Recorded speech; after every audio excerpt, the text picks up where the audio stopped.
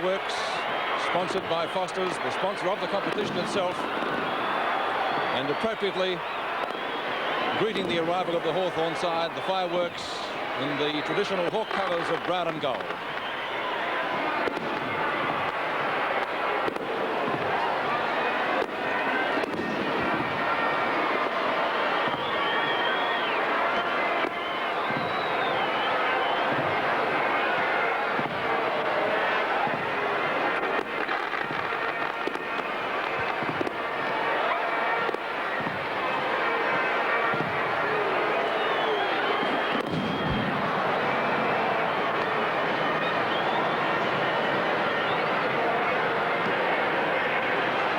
Hawthorn first out onto the ground tonight. The Hawks, as I said, premiers in the night series back in 1977, and they were runners-up to Collingwood in 1979.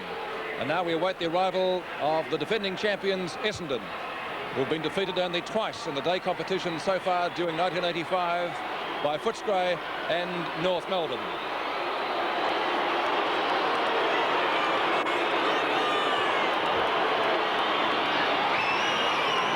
Bombers also won the title in 1981, and here they come now, led by acting captain Timmy Watson.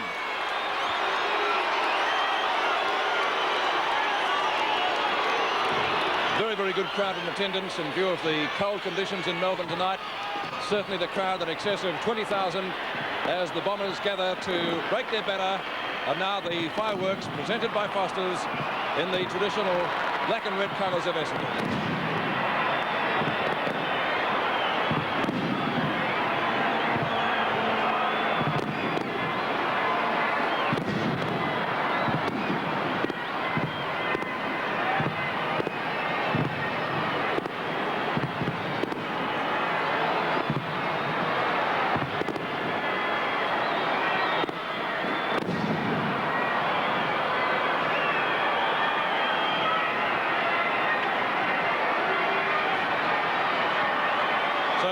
Very spectacular opening to the 1985 Foster's Cup Grand Final from VFL Park. Good evening. I know it's going to be a great match. Let's go down to our men on the ground now, Peter Donegan and Jack Edwards. Thank you very much, Peter, and a very good evening, everyone. Well, what a magnificent atmosphere we have here at VFL Park tonight for the Foster's Football Cup Grand Final.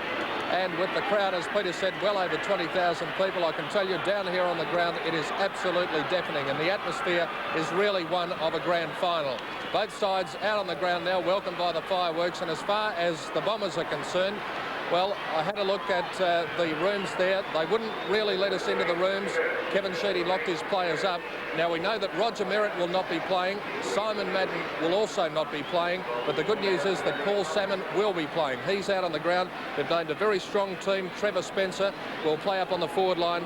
And also Glenn Hawker will be back into the Essendon side after an absence of quite a while. So that's what's happening in the Essendon rooms. Let's find out how the Hawks are preparing for tonight's grand final as we say good evening to Jack Edwards. Thank you, Peter. You surprised me when you said Salmon was playing. I thought this would be the last time they'd play Salmon. I know it's a grand final, but under these conditions, I thought bad news. But anyhow, that's their business.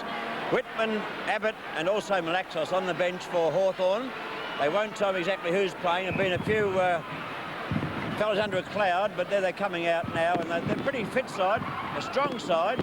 A bit of a doubt on Tuck, a bit of a doubt on Brereton, but they're going out to win. Well, Jack, who's your tip? I'm going to stick with Hawthorn.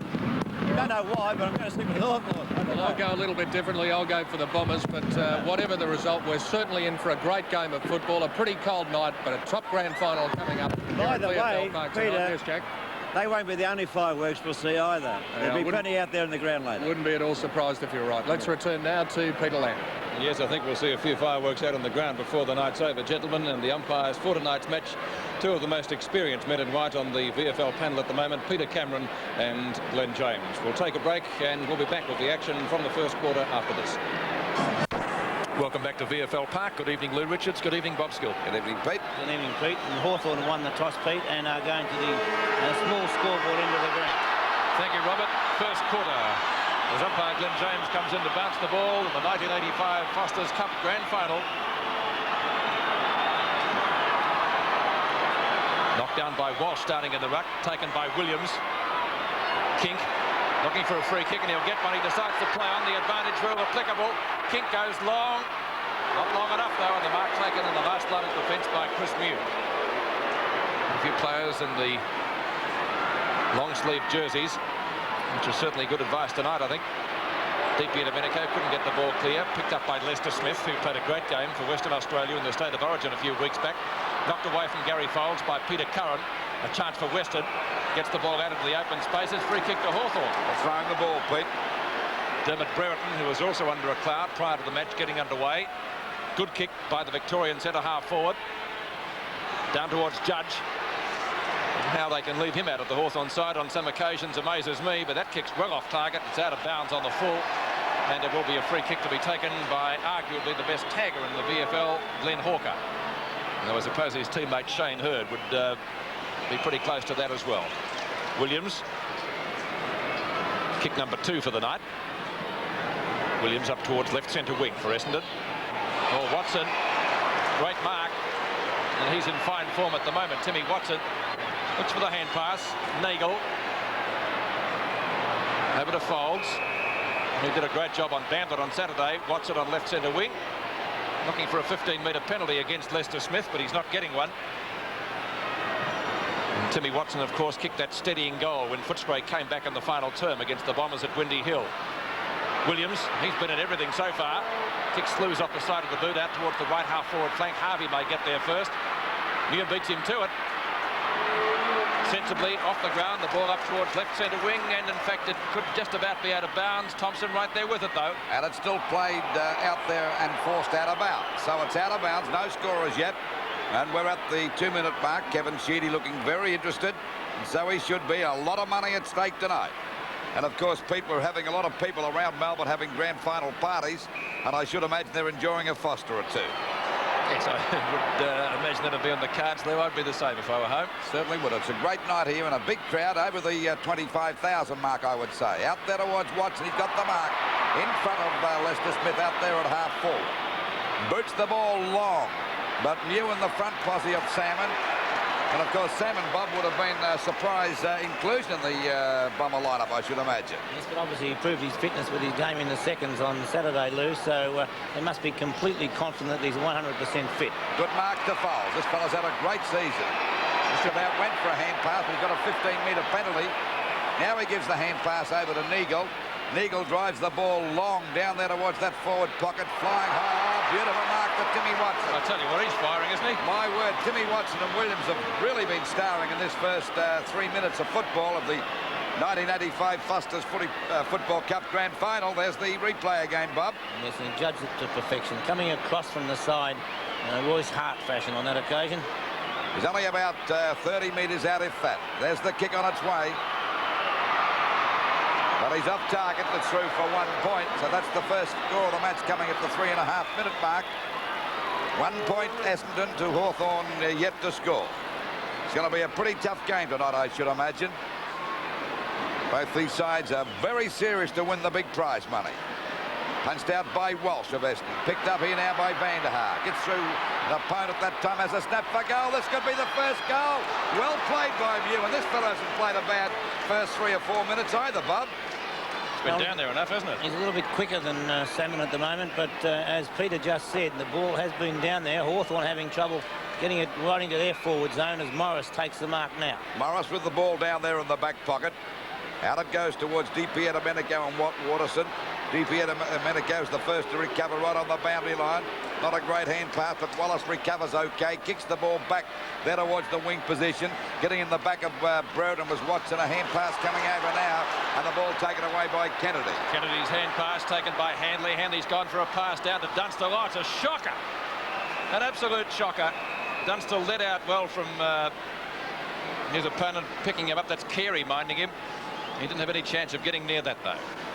And so it will be a boundary throw in Hawthorn's right forward pocket. The first time they've been into attack, and it's taken them 5 minutes to get the ball down there. Essendon doing all the attacking up to this stage. Knocked down by Walsh. Tuck very close to the boundary line, and the boundary line beats him. And the boundary umpire finds himself in the seat of his pants as well. So once more a boundary throw in. Right forward pocket for Hawthorn. Walsh and Kennedy. Won by Walsh. It rebounds to Tuck. Left foot snap shot. don't think will be a score. Curran got two hands to it, no mark to anybody. Picked up by Carey, does it well out to Neagle. Just about offloaded, rides the bump well, gets the hand pass out to Gary Foles, and what a great season he's having. Bandit right out of business on Saturday. Lester Smith and Watson. Ground obviously a little bit slippery over there. That may be a free kick to Essendon for holding the ball. Chance for Hawthorn again. That was Deer. The mark taken inside the square by Handley. Handley from left half forward. Walsh goes the spoil and does it well. Brereton and Hawker. Brereton looking for a push in the back. Out of bounds, says the boundary umpire, and it will be a boundary throw-in just past the 6-minute mark of the term. So both sides finding it difficult to score so far. Walsh and Kennedy. Hawker. Good tackle. Picked up by Clark. And it's going to be a free kick for... What was that for, Robert? Not quite sure, Pete.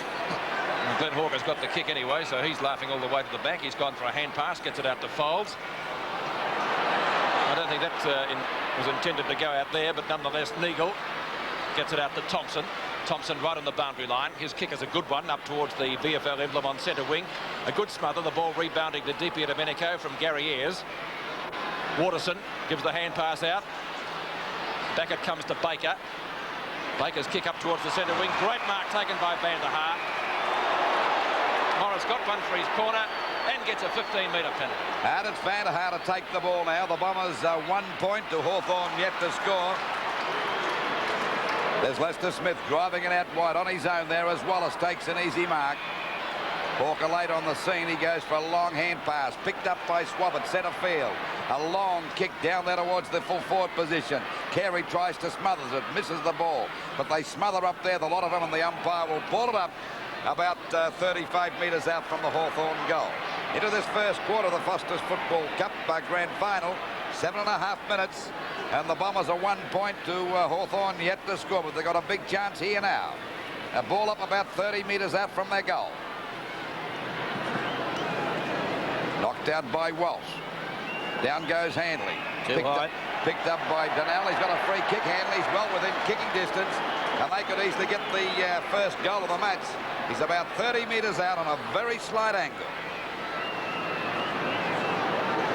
Waiting on Handley to put the Hawks' first score on the board. There she goes, on its way. Oh, what a shocking kick. He didn't even score a point. And it's out of bounds on the full. A shocking kick that time by Handley. Well, he's obviously a youngster who's been cased by Ray Biffin. He's come through the under-19s. There's a nice rap for Ray Biffin. Ball out there towards that half-back line. Donnell in the front, plus he taps the ball on. Wallace comes in to meet it. Gets a hand pass back. Not a good one. They fall over there like 9 pins. Well, a bit of smothering going on by both sides. No one making much headway here at all, but the umpire's found a free kick. It'll go out there to Neagle. He played a magnificent game last week. Neagle with a free kick with a 15-metre penalty. This brings him right up to the wing position. He goes for the long kick. Rene King there trying to get a position. Punches the ball down. Elshaw doesn't bother picking it up. He goes for a soccer jump off the ground. Now Salmon comes in. He's grabbed. He nearly threw that one. Coming in to meet it nicely as Robertson shows a bit of pace. He goes down. The umpire calls play and they pile on top of him. He had no hope of getting clear. And the umpire's going to ball it up about 10 metres out from the Essendon goal. They're 1 point to Hawthorn yet to score. We approach the 9.5-minute mark. Ball kicked off the ground again. Back it comes there to Clark over to Baker. Well, that'll be a mark and a free kick there on you, who's doing a magnificent job down there. It's a point, Lou. A point. He didn't play the mark. I don't know why. I thought it could have been a free kick, Bob. I would have played either. Waiting there for the ball to come back into play by Mew. Chris Mew having plenty of work in the opening few minutes of the game. Mark taken by Schwab. Looking for Deer. Walsh spoils him effectively. Lester Smith to Di Domenico. That was a throw, says umpire Glenn James. Lester Smith telling Glenn James what he could do with the decision, but that won't do any good.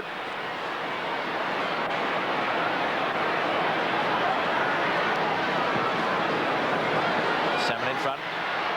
Just about got the grab. Kink. Morris. Back after a broken hand. His father Brian out here tonight watching. He'll be keen to see him do well. Knocked away by Glenn Hawker from Kennedy. Schwab, left centre wing for Hawthorn. Wobbles the punt kick up to DP Domenico. He's always popular with the Essendon supporters, of course. Birdie has a long shot at goal. Might be the first of the match. Oh, he's got it! And it took 10.5 minutes to get the first goal on the board, scored by Hawthorn's Robert DP Domenico. Hawthorn lead by 6 points. Walsh and Deere. Wallace on the bottom of the stack, but isn't he always? And we'll see another ball up still at centre field, just wide of the circle. Coming on for Essendon, it looks like Essard. Well, certainly shortly. Should be Waterson to come off. Bounce again, favours Deere. Pumps it 15 metres downfield, only to see Gary Foulds grab it pretty quickly. Baker, legal, or doesn't get a favourable bounce. It bounces excellently for Russo. Out to Tuck at half forward. Tuck looks for a hand pass, finds Wallace running past. Nearly made a move of that one. Wallace has a shot at goal, hit the post, I think, and took about 3 coats of paint off it. And so Hawthorn 1-1. They lead by 5 points now. Essendon yet to score a goal. 2 behinds at the 12-minute mark. Ball back into play again. Out there to watch that half back line for the Bombers. In front as Walsh, punched away by Deere. Down goes Curran. We see Kennedy battling hard there, but can't get clear, and the umpire will ball it up about 55 metres out from the Hawthorn goal. Their 1 goal, 7 points to Essendon, yet to score a goal. 2 behinds on the ball. Just over the 12-minute mark, knocked out by Brereton. Walsh spins out of the packet. He's had a great season for the Bombers. As it falls short, punched away by Vanderhaar. Well smothered that time by Curran's got up high enough, and he's got the mark. A quick hand pass, and it was touched on the way through. Put Loveridge under tremendous pressure, but he was lucky to get a free kick out of that. Very lucky, I think, Lou. Loveridge with the free kick there, about 50 metres out from goal. Lining him up. There's the kick into the goal square. Judge doing a bit of battling, got his hands, but couldn't hold the mark. Scooting away like a racehorse this time is Donnell. Down there in the back pocket, out towards the half-back flank. No pressure at all. A hand pass to Waterson. Waterson's kick is a pass, a good one, and marked here by Harvey. Harvey's kick is hooked back towards the centre of the ground, but in the way that time is Handley. He missed an easy shot before. Tucky with a long one. And Tuck kicks, hand pass goes to Wallace, to DP Domenico, who kicked the last goal. He showed, well tackled by Watt. What a magnificent tackle. Certainly was, Lou. He took nothing but the look straight at DP Domenico, ran straight at the body. And as we see the replay now, and Walsh took no worry about the hand in the face or anything else. Magnificent tackle by Walsh. And he's the guy I said has played so well this year. Over to Rene Kink, the incredible hole. Out there at half forward, hooks it across to centre half forward. The ball hits the deck. Plenty of Hawthorn players. Their hand pass comes out. And now the ball driven away by Swat. Out there on his own in centre field is Brereton. Could have played on, but decided to go back for the kick to let his opponents get settled down. DP Domenico couldn't hold that mark, lost sight of it, but luckily for Hawthorn, Tuck's there. A long shot towards Judge there, got his hands, well played that time by Thompson, and the ball is forced through for 1 point. So just over the 14-minute mark of this first quarter of the grand final of 1985 for the Foster's Footy Cup. It's Hawthorn 1 goal, 8 points to Essendon, yet to score a goal, and 2 behind. Carey's kick out to the half-back line. Wallace. Brereton in front, or fumbles. But I think we can make excuses for the players tonight. The ball becoming very slippery with the dew on the ground, and umpire Peter Cameron has plucked a free kick out of that. And it will go to who? Brereton. I suppose on nights like this, Bob, it does pay to play in front. I think it always pays to play in front, Pete, but you do get the benefit of the doubt, and on nights like this, you know, if you do get in the front position, and unless you're not trying to tap the ball away, you've got every opportunity. Brereton, long kick. Is it long enough? Is it shepherded through? It's close. It's a goal. These are the magnificent new Series 3 Bluebirds. They're packed with luxury features and a new, more efficient 2-litre engine. This month, you can drive... Hawthorn lead by 12 points in the Foster's Cup Grand Final. Harvey went through pretty solidly, collided with one of his teammates, but ultimately gets the kick out towards the right half-forward flank. Clark should get there first for Essendon, but there might be a free kick. Downfield, Pete. The advantage rule again. Clark plays on. Elshaw tackled well. Clark again gets his kick in despite some attention from Loveridge. It's out of bounds in Essendon's right forward pocket. 16 minutes gone in the first quarter. Leon Baker on the bench at the moment. also been a very consistent player for the Bombers. Knocked down by Van der Haar. Picked up by Watson, looking for a free kick for in the back or holding the man. Umpire Cameron says neither. It's a free kick for Hawthorn. I thought Watson might have got the free kick personally. And obviously showing his displeasure by the way he threw the ball back. It's gone to Morris. Morris's kick up towards the centre wing. Walsh grabbed. We're not in possession. He'll take the free kick for the Bombers. Walsh with the ball out there on the centre wing position. 12 points the difference in favour of Essendon. A long kick up there over centre half forward. No one could take the mark. Coming out of the pack is Elshaw. Spins out of it beautifully. Kicks 6 fine goals on Saturday. Up it goes towards the full forward position. But there's Harvey. He's got the mark. One of the most exciting young players in football, this fellow. He's only about 20 metres out from goal. And a big chance to kick there first. There's the mark again. Never looked like missing that one.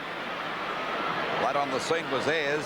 Good sign of the courage of Harvey there. And there was nothing but the eyes on the ball. That's right, Bob. Waiting there on Harvey. Kick on its way. Now that's all right. It's a goal. You know, every national... 6 points the difference. Just on the 18-minute mark of this first quarter. And the umpire has found a free kick. It'll go to Waterson. So the Bombers have got a chance to go deep into attack. It's a long kick over the centre half forward position. The ball hits the ground. Down goes Elshaw. The ball thrown out. Van der Haar throwing himself, then kicking it off the ground. That was a marvellous effort as the ball finally comes out there now to Deere. A long hand pass over to Little Loveridge on his own at half back. Looking for a lead. He goes out wide, looking for deep here to Manico, who's got the sit on Waterson. Doesn't waste any time. Quickly plays another pass. Looking for Curran. Dropped the mark. Shouldn't have dropped that one. Could have grabbed it on the chest as the ball goes back there to Waterson at half back. The ball out wide now. In front is Azard. He got put out of position, and the umpire said it was in the back. So it's a free kick to Azard out there on the centre wing position. Just on the 19-minute mark, it's 2 goals, 2-14 Hawthorn to Western, 1 goal, 2-8 points. Chance for Watson again, just about through that one. Certainly been a fine player for the Bombers so far in the game. Harvey, nearly had his head pulled off, should get a free kick for that. Crowd didn't like it. And It looked like it from here. it certainly did.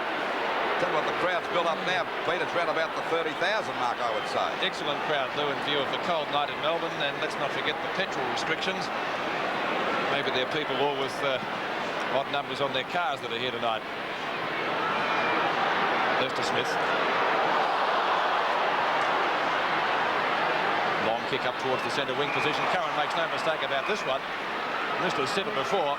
Then again, they all look easy from up here. Good pass to Brereton. Brereton at right half forward, chips it in short. Who's that one intended for? Don't know. Kennedy was perhaps nearest. Deep here to Domenico. Had it and then gets ridden into the ground. You'll get a free kick. And I suppose Birdie would be one of Hawthorn's leading possession gatherers too so far. Bobby's certainly been a trier, hasn't he? Now there's quarter time. I wasn't looking at the clock, but of course Deepy Domenico will have his shot. Could be a vital goal, this one, Bob.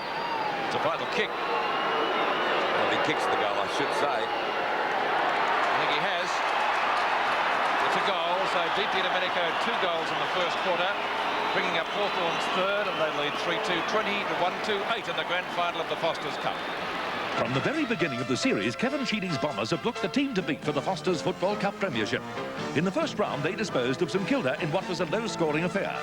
Nevertheless, the scoreboard showed it was the Bombers by 37 points, with Rene King booting 6 of their 10 goals. In the quarter-final, Essendon faced a very determined but depleted Norwood side. Although the Bombers won by 53 points, Norwood, to their credit, never gave in. In the third quarter-final, Fitzroy had cruised to an easy victory over Footscray, setting up the semi-final encounter against Essendon.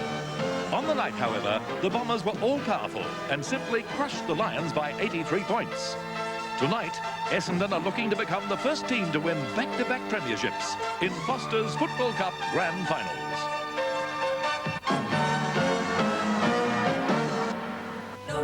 Hawthorn lead by 2 goals at quarter time as players take up their positions for the second term. Bob Skilton, how did you see the first 20 minutes? Well, the first 8 or 9 minutes or so, really favoured Essendon, but they couldn't put the score on the board. And Chris Mew was doing an excellent job at that stage, as we see Alan Jeans leaving the ground, led along there with Jack Edwards, and that's not Jack Edwards, that's the Fireworks. And so looked as though there might have been a few fireworks, but umpires James and Cameron really quick to ensure that they gave a few 15-metre penalties away and let the players know they were on the job. In that early stages, it was Chris Mew who held Essendon out. He was right on top of the big fellow there in Salmon, and Essendon continually bombarded away though, but the Hawthorn defence held tight. And during the quarter, we saw DP Domenico. There's the first of his 2 goals. The second came after the siren, and DP Domenico, Brereton now with another long goal, and they were the 3 goals kicked by Hawthorn. Essendon's goal was kicked in that quarter by Mark Harvey, who's been, as usual, a busy player. But overall, because of the 20 points to 8, it's only natural that the quarter did belong to the Hawks. They were tight in defence, not really allowing Essendon to get clear. Walsh was the best of the ruckmen as Kevin Sheedy comes off the ground.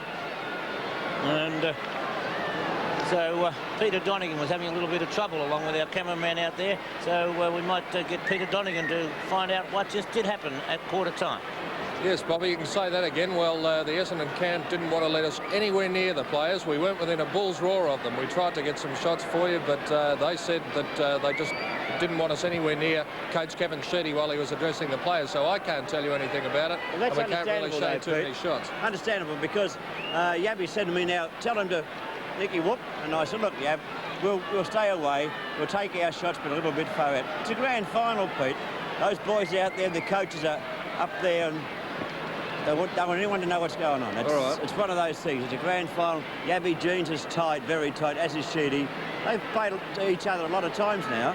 Yabby wants to win one. Well, Jack, we just saw a bit of what happened over at the Essendon camp there. I can tell you here at VFL Park now, we just took a reading during the quarter-time break. It's about 4 degrees.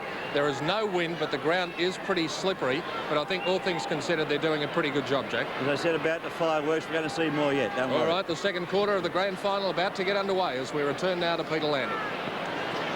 Thank you, Peter. Thank you, Jack Edwards. And we begin the second quarter now at VFL Park. Umpire Peter Cameron to bounce the ball from the start of the second term. Hawthorn leading by 2 goals, 3-2 to 1-2.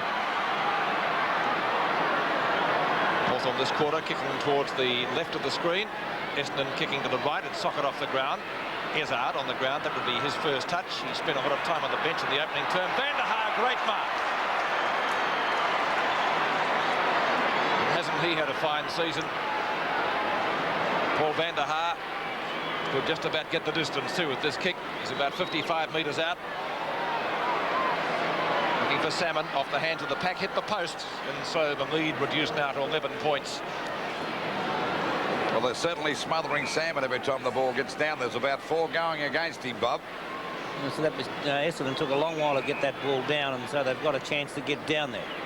Chris Mew, who did well on Salmon in the first quarter, but of course was kept busy in the first 10 minutes or so.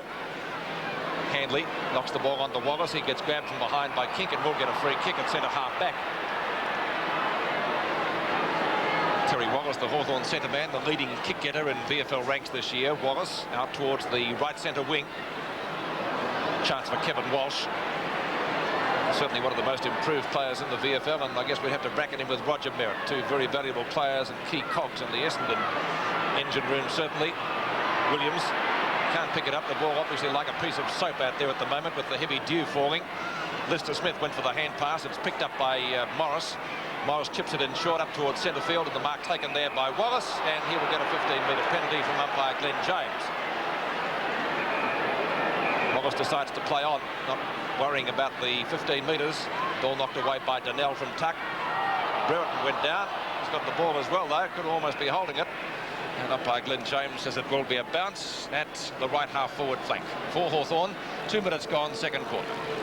Ball up about 40 metres out from the Hawthorn goal.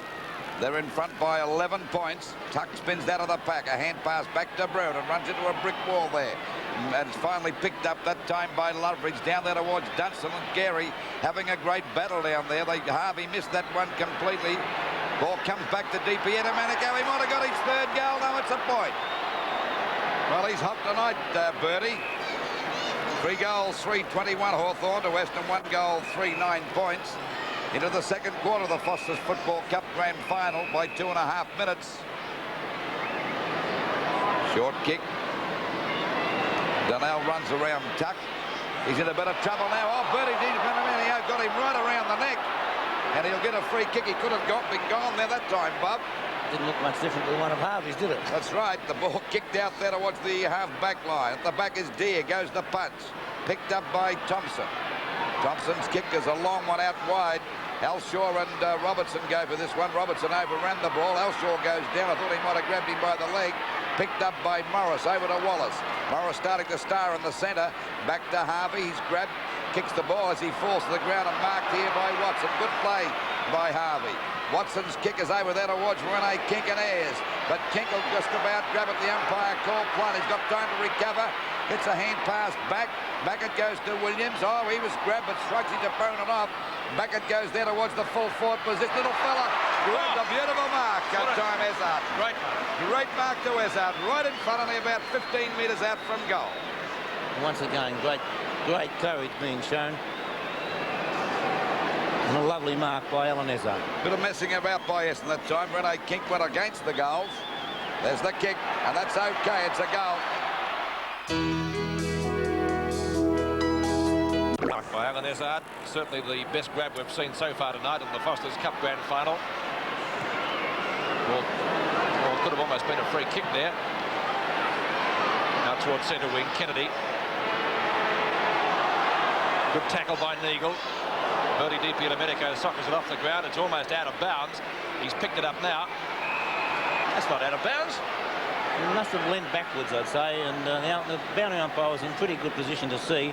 And it didn't look out of bounds from here, but as we watch again, it wasn't there. Yes, well, he took it. He picked it up out of bounds, I think, Pete. No, he didn't pick it up. He dragged it back out of bounds before he got his kick, because it didn't look out of bounds when it was on the ground. Anyway, Neagle had it, put his head down, gets it out to Williams, who started off the first quarter in great fashion. Williams' kick up towards Van der Haan of the fine mark.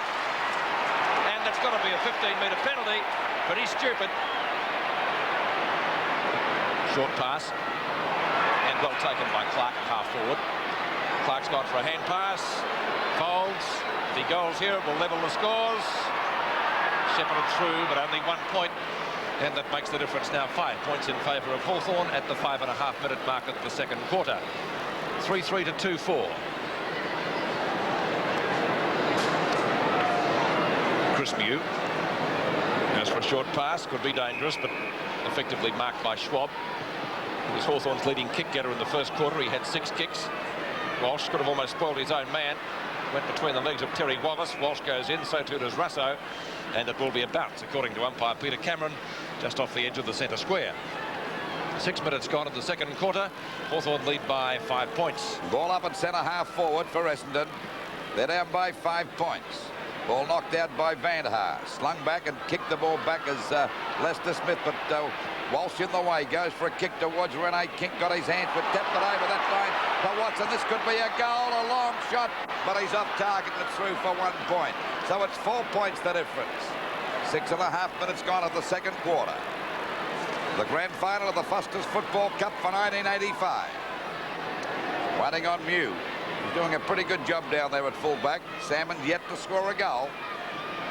DiPietro in front, grabbed that. He's off to a great start tonight as the ball goes out wide. Fowles having a battle there with Curran. The ball tapped to the ground. Fowles and Curran still at it. Brereton comes on the scene, but Fowles has got it smothered. And the umpire said it'll be a free kick. It'll go there against him. For holding the ball, smothering at that time. It goes over to Curran, looking for Loveridge, coming over to meet him as Elshaw knocks it to the ground, but the umpire will play the mark. So Loveridge with the kick out there at half forward, about 70 metres out from goal. Hawthorn 3-3 to Essendon 2-5. It's a good kick by Loveridge. Dunstall trying to make position. Walsh got up high. Tuck gets a hand pass back there to Judge. A snap at goal, right across the face of goal. But there we see Neagle to take the mark right on the boundary line. He's grabbed. The hand pass comes back. The ball driven away by Carey. Out wide now towards Watson. Good play on the part of Abbott that time, and the ball goes out of bounds. Hawthorn changing off the bench, Abbott and Deere. Abbott now to go for the knockout. Big Deere on camera. Steve Malaxlos just behind him. Well, he's a big lad. I think he's only about 18 years of age too, Bob. It's another one that's come through from Ray Biffin in the under-19s, Lou. Well, Ray's doing a great job down there as we see the ball picked up by Thompson. It's a hurried kick, but the umpire's found a free kick. It might go downfield. Yes, it will to Essendon. So to take the free kick at the centre wing position will be Harvey. The time 8 minutes gone of this second quarter. 3-3-21 Hawthorn to Western 2-5-17. It'll be Williams now, sending it across to centre half forward. Van der Haar in front, punched away that time by Abbott. Driven up there by Hawthorn towards centre half forward. Walsh couldn't hold that mark. But backing up well that time as Little Thompson goes for a short kick. Hawker overruns the ball. DP Domenico gets the front posse. He's slung to the ground. Well tackled by Hawker, and the umpire said it'll be a free kick. It'll be a free kick going to Nagel out there on the centre wing position for the Bombers. A short pass, well roved by Clark. Flicks out the hand pass to Folds. Folds in turn back to Clark at centre field, who puts Essendon deep into attack. In front, Abbott couldn't take the mark. Backing up, Robertson got grabbed, but didn't have the ball. He'll take a free kick at half back and gets a 15-metre penalty. I tell you what, they're dishing out them tonight. Not a good pass. In fact, it was a shocker. Williams's attempted disposal smothered. Baker grabbed by Kennedy, arguably too high. Glenn James has given a free kick. It's going the other way, though, for a high tackle. It's going to Hawthorn. And the recipient is Kennedy. He gets it out to his lookalike in Colin Robertson. Robertson up towards right half forward, trying to find Dunstall. Carey recovers better. Chips it in short. Glenn Hawker takes the mark and gets dispossessed pretty quickly. But the umpire says he can take the free kick or kick. Hawker from left half back flank. Trying to find King. Knocked away from him. Now he's still got it. Been in pretty good form lately, King too. Schwab couldn't take the mark. Yes, it is a mark, says umpire Glenn James. Schwab playing quite a good game, Bob.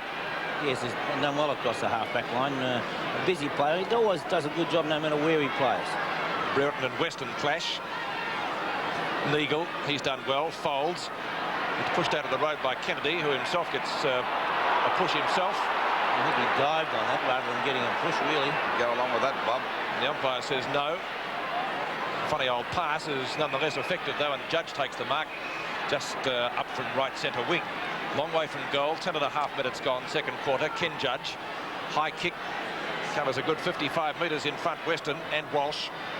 Walsh recovers quicker, shoots the hand pass out, taken by Tuck, who gets dispossessed pretty quickly over to Donnell right on the boundary line. Chips it in short. Lester Smith and Watson. And Watson's had the better of that deal. Not a good hand pass by Timmy Watson. Judge almost caught. Fires the hand pass out to Brereton. Brereton onto the left foot. Trying to find Birdie, and he's got him. And DP Domenico marking about 30 to 35 metres out directly in front of goal. Well, he certainly started off well tonight. That was a beautiful pass from Brereton, Bob. Let's look at Brereton now, straight across the ground. And DP Domenico coming down from the wing. So he's attempting now to kick his third goal. And he's only about 20 metres out directly in front. There it is on its way. And it's another goal. Just on the 12-minute mark of the second quarter, 4 goals, 3-27 Hawthorn to Western, 2 goals, 5-17. 10 points the difference. And the Hawks doing it okay at the moment, but don't give the Bombers away. They're a tough combination. The ball driven over the half-forward line, but in the way that time was Morris to take the mark there at centre-half back.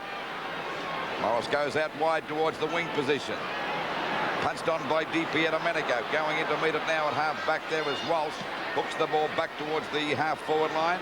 Punched away from Elshaw that time by Robertson. He's got a job of tagging Elshaw because they know how dangerous he's around the goals.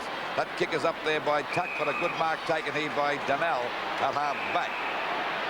4 goals, 3 plays, 2 goals, 5 in favour of Hawthorn. Another 15-metre penalty, Luke. Yeah, they're certainly dishing those out tonight. Short pass. Ball comes back. Van der Haar couldn't get it. Picked up by Ezard up there towards Salmon and Mew. He goes the punch again. Mew doing a great job. Van der Haar went in that half it was to Morris. The ball kicked back again and a mark taken here by Donnell. Donnell's kick is up towards the full forward position, but Wallace is in the way to take a mark. Hawthorn playing with a bit of confidence now as the ball goes out wide, and a good mark taken there from that pass of Wallace's by Lester Smith. Curran tries to get into position. There's 2 against him. Clark is the one that comes out with the ball. A hand pass over there at half back there to Thompson. A good pass again, and the ball is marked here by Baker. Oh, got around his opponent beautifully. A hand pass over to Foles. A long kick up there towards Harvey, trying to get the position. Punched away by Lester Smith. The ball hits the deck. Going after it now is Robertson. Couldn't pick it up. Taps it on. It comes back to Elshaw. He's put off balance. Was he pushed in the back? Throw. He said throw him the ball. So the free kick to go to Hawthorn down there in the back pocket. And we're approaching the 14-minute mark. It's 4 goals, 3:27 Hawthorn to Western, 2 goals, 5:17 into the second quarter of the 1985 grand final for the Foster's Footy Cup, Peter. Robertson to DiPierdomenico. Back in towards centre field. Wallace pushed his opponent out and has conceded a free kick to Essendon. Not the heaviest of pushes, certainly. The Essendon player making sure the umpire had seen it. Nonetheless, a correct decision. Neagle trying to find Salmon. Ball hits the deck. In goes Watson. Tackled by Tuck. Morris. Just interesting, the two full forwards, Dunstall and Salmon, have yet to have a kick. Both been kept fairly quiet. 10 points in favour of Hawthorn. Salmon doing the ruck work now. Doesn't get an effective tap out. Nobody can. Ball scooped out again. Comes out to Neagle. Neagle goes for a hand pass. Harvey. That's close. I think it's a goal. Yes, it is. 4 points the difference. 15 minutes gone, and Harvey bringing up his second goal for Essendon. DiPierdomenico has 3 for Hawthorn. 4 points it. Yes, well, both players are covering plenty of territory here. Harvey coming right down from half forward on that occasion. And as we watch the replay, Elshaw gets it across to Neagle. Neagle to Harvey, and off one step, and shows the skills of Mark Harvey. An excellent goal. Watching it again from a different angle, and I think Harvey knew from the moment it left the boot that it was through the centre. Towering kick up towards Essendon half-forward line, tapped out of bounds by Robertson. It's in the forward pocket. 15.5 minutes gone. Only 4 points in it. We expected it to be close. It certainly has been that so far. Neither side giving much. Been a fairly low-scoring affair, but I think in view of the conditions, that's not really entirely unexpected as well. Knocked down by Van der Haar. Chance for Tuck, fires out a hand pass, not a particularly good one. Neagle gets offloaded too high. It will be a free kick, of course.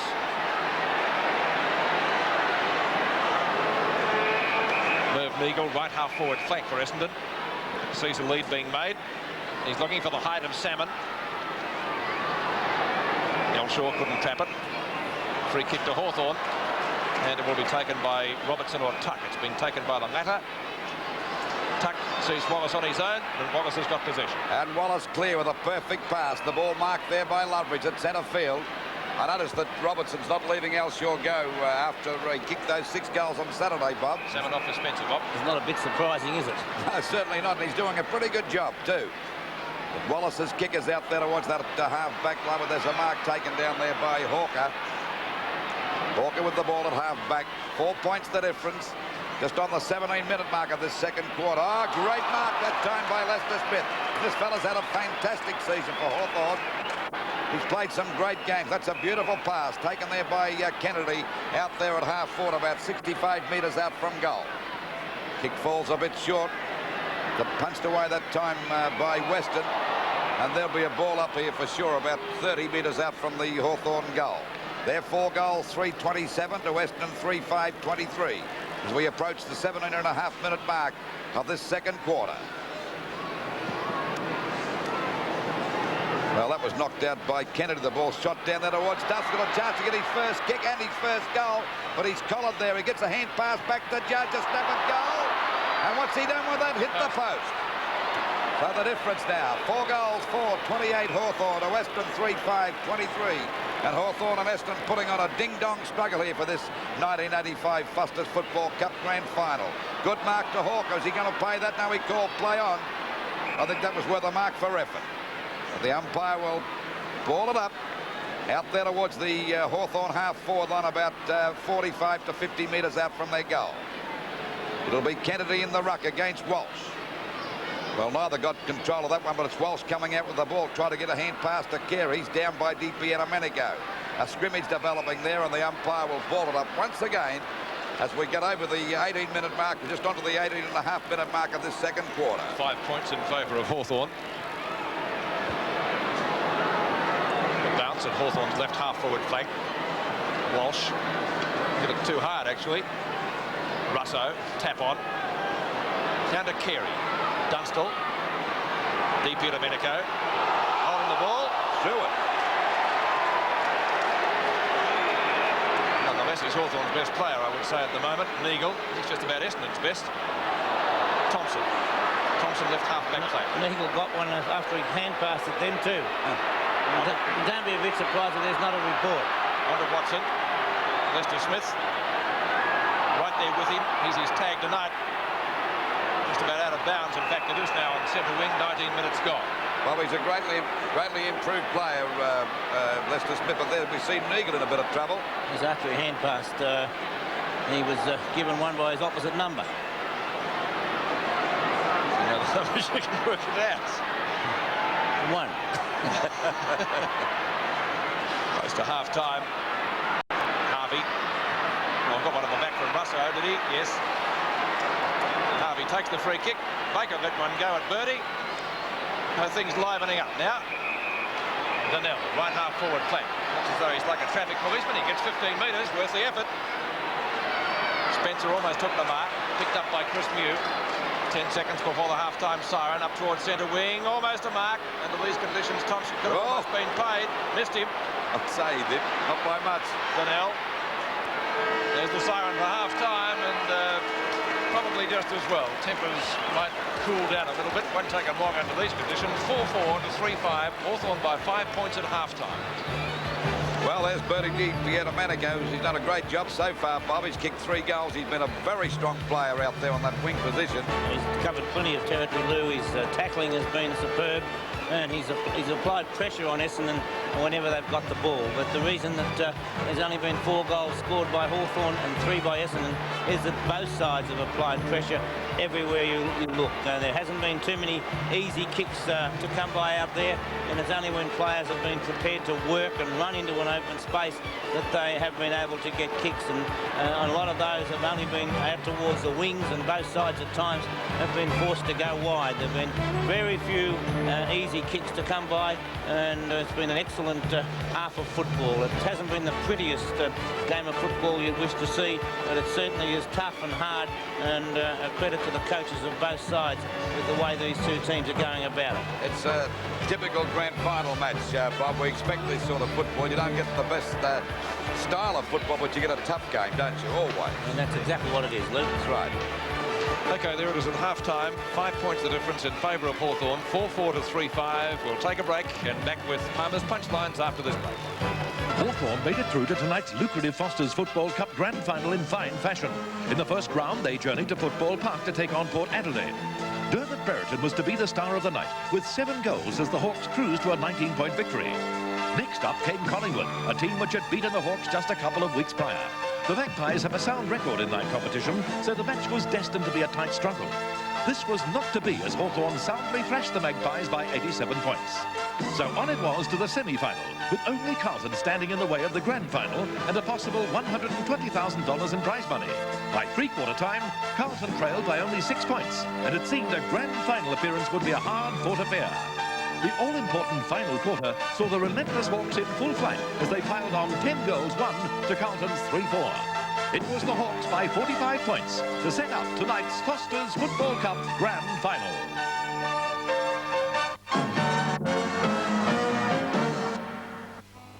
Hawthorn lead by 5 points at half-time. DP Domenico 3 goals, and Brereton 1 for the Hawks, and for the Bombers, Harvey 2 and Essendon 1.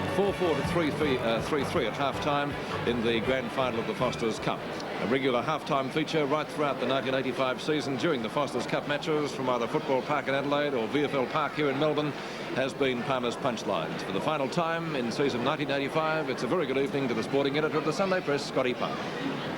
Good evening, and it's great to have you back on Punchlines. It's not official yet whether Gary Ablett and Paul van der Haar will be eligible to win this year's Brownlow medal after being suspended for willfully wasting time, but it's only a few weeks away from happening.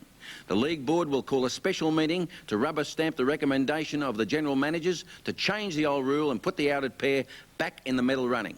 Then all the arguments will start from bookmakers who took bets that Ablett and Van der Haar wouldn't win that medal.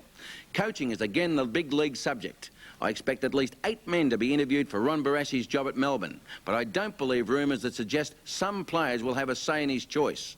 Among the Demon candidates will be Robbie Walls and 3 ex-Tigers, Francis Burke, Tony Jewell and Kevin Bartlett, along with a couple of big names still engaged in the finals wash-up.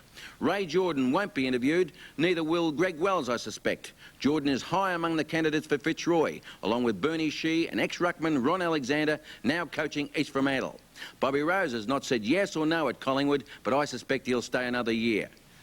The player chase in West Australia continues. Now Footscray leads North Melbourne and Hawthorn in the race for Clinton Browning. The brilliant mark from East Fremantle. He's already taken 101 this season, and this is the last night of the series, the end of the rainbow as such. What about a story on a man who has found his rainbow? On the track to wild and woolly Gunnamatta Beach, a man some say was as fearsome as the waves pounding this stretch of Mornington Peninsula coastline, lives in splendour and with his torrid memories. Max Oppie, a granite-like figure who carved his reputation at the Punt Road Oval from 1942 to 1954, now uses his crushing hips and Popeye forearms for more genteel pursuits than destroying resting rovers. They are his weapons in spearing a golf ball up to 300 metres across his own private golf range and doing the homework on his single-figure handicap. Oppie, coach of the Tigers in 1956, is today a gentleman farmer of sorts, a racehorse owner with some business interests, but basically a lover of home. And why shouldn't he be? The past, and there are many who can testify to his talent and his vigour. Lou Richards, Ern Hemfrey, a downy-cheeked Alan Aylett. Now it seems a long way off, but was it really? Apparently Lou Richards called you Conan the Barbarian. You were so bad out there. Were you a strong player, Max? Well, I guess I was a ball player. Probably not in the sense that a lot of people would call, say, a Billy Hutchison or Kevin Bartlett type player. But if the ball was in front of me and all I could see was the ball, and unfortunately, I guess some people got in the way. Yesterday, the kicks Max Oppie gets are those he receives attending his fine Arabian stallion, Light, and many of the champion's offspring. Baling hay and lucerne, tending to his gracious property, or simply lolling around in his magnificent Roman spa, where he can ease the aches and pains from a 186-game career in a flag-winning era at Richmond. Oppie has some advice for Kevin Sheedy and Alan Jeans about life after football. Oh, beautiful. If I got in there with Max, I don't think there'd be any room left. But again, I've had a wonderful season, and thanks for all the support, and keep punching. Half 2 in the first quarter. One then, and now we see Mark Harvey kick one of his 2 goals as he snaps truly after taking the hand pass from Neagle. But the Hawthorn dressing room, and I would say by the time this game finished, there was going to be some sore and sorry boys, and I'm sure the Carlton are looking at this with interest and hoping that this game continues just as it is, because Carlton have got Essendon coming up next Saturday, having, I think, lost about 17 in a row. Never won in the last 5 years, Bob, against them. And so this is the best opportunity that Carlton could ever have, because there's not too many games that come any tougher than these two sides are playing now. The tackling has been fierce. Wallace has been an excellent player in the centre. All in all, a very, very even first half, and it's indicative of the scoreboard. Okay, thank you, Bob. Hawthorn leading by 5 points at half-time as we go to the 7 National newsroom, where I'm sure it's just a little bit warmer. Here's Laurie Wilson. Welcome back to VFL Park. Peter Schwab receiving some liniment there from one of the Hawthorn trainers. The all-important third quarter coming up shortly, but let's go down to our man on the ground, Peter Donning.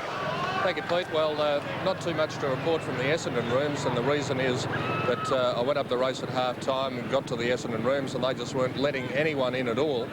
I was in there just for about 30 seconds or so, and my appearance coincided with that of Kevin Sheedy. and I really couldn't repeat most of the things he said to his players. Now, I think it's worth keeping in mind that Kevin is possibly a little bit upset about the fact that Essendon have had 4 more kicks, 12 more handballs, 6 more frees and 7 more hit-outs and still trail. So obviously the use of the ball is something that Kevin Sheedy is talking to his players about. He has them locked up behind closed doors and no doubt would be hoping for a better second half. Jack, I think you had a bit more luck in the Hawthorn rooms. I don't know that I did, but you sound like I've sounded a few nights out here at times, Pete. People not talking to you, nothing to do with you. But Alan Jeans took his players behind locked doors. He has them in there now. He's ranting and raving, as coaches sometimes do, and in grand finals always do. I did notice that DP Domenico was limping. I asked the doctor what's wrong with DP Domenico. He said he's got one leg shorter than the other. That's as much as they tell you out here. So we can't really tell you much. But Alan Jeans isn't quite happy the way things are going. He is in front, but not by much. And as I said, I think some more fireworks will erupt before the night's out. All right, well, you see the scene in the Hawthorn dressing rooms at half-time in tonight's grand final. Just to repeat what we did say at quarter time, that it is very slippery out here, and the players are doing an excellent job of handling the ball under the circumstances. Jack, the low score, the comparatively low score at half-time, with only 7 goals having been scored, it's very much like last year's grand final, when in the first quarter we saw only 2 goals kicked between the two sides. Well, I think it's to be expected under the conditions, so that comes down to everything. They've had the same number of shots for goal, so only the team that's kicked it a little bit straighter than the others, the one in front, and it's Hawthorn. I think it's going to continue that way. I couldn't imagine any side getting any more than a couple of goals in front. If any side gets 3 in front, to me, they're home. All right, well, we'll see what happens when the second half does resume. And as we return upstairs to Peter Landy, Pete, I can tell you down here on the ground, it is 3.5 degrees. OK, that's 1 degree for each of your feet, Pete. Well, talking about stats, sorry about that. And statistician Kevin Williams has just told me that 2 15-metre penalties to Hawthorn, 9 15-metre penalties to Essendon. Bob, an interesting one. It's quite interesting, but I think Hawthorn have done it deliberately to make sure that Essendon can't get the ball moving in a hurry. And so, as we, excuse me, and Hawthorn warming up again before they come out onto the ground.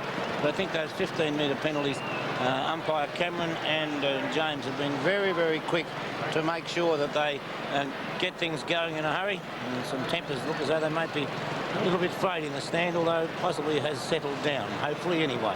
Just warming up, Bob. As Peter Donningham mentioned, it's only 3.5 degrees, so that's just to warm them up. OK, players are warming up in the dressing room, and of course the player that's judged best on the ground tonight, it is the superb national prize, and the great prize to be awarded at the end of the season will be presented shortly on World of Sport. We check on those right now. Tonight's player of the match will win this magnificent portable stereo hi-fi with the compliments of National Panasonic, the big entertainer. The player of the series will win a fabulous Nissan Series 3 Bluebird TRX. The Sports TRX offers performance, luxury and style. Series 3 Bluebird TRX. Essendon first back onto the ground after half-time, led by acting captain Timmy Watson, with of course Terry Danaher still on the sidelines, and Timmy Watson having quite a handy first half. We look at the stats now prior to the second half getting underway, and the kicks 4 more in favour of Essendon, the marks 31 to 23 in favour of Hawthorn, the frees 13 to 19 in favour of Essendon, the handballs 22 to 34, so big margin there in favour of the Bombers. Essendon on top in the hit-outs, and Hawthorn having 2 more shots in goal. Bob, it was quite obvious that Jeans had studied the play of Alshaw, who kicked 6 fine goals on Saturday against Footscray, particularly the way he scouted around the backs. And of course, we've seen that Robertson hasn't left his side all night, and it's been a very effective move as far as Jeans and Hawthorn are concerned. Well, whenever Robertson has played against Essendon, he's had a tagging role to do. We've witnessed in the premiership a couple of years ago when he's on Watson, and then, you know, wherever Robertson does play, he is used in a tagging role. I think he doesn't like being tagged himself, and accordingly... That's why he does it so well, I suppose. That's probably right. But I did notice with the players running out on the ground, Paul Salmon is still wearing the tracksuit, so it looks as though Salmon will remain on the interchange bench. We'll take a break. Back with the third quarter shortly. These are the magnificent... Check the scores in the Herald Shield Grand Final. Very good match. Assumption defeating Parade College 10-3 to 6-4, 63 to 44 in the 1985 Grand Final of the Herald Shield. And the other match, the Herald Cup, was won by St Joseph's 13-14 to Doncaster 6-2. Pete, I should imagine that the Australian Football Championships will be pretty pleased with this crowd. A cold night, there's been painful rationing, and I'd say the crowd would be between 25 and 30,000 people, Pete.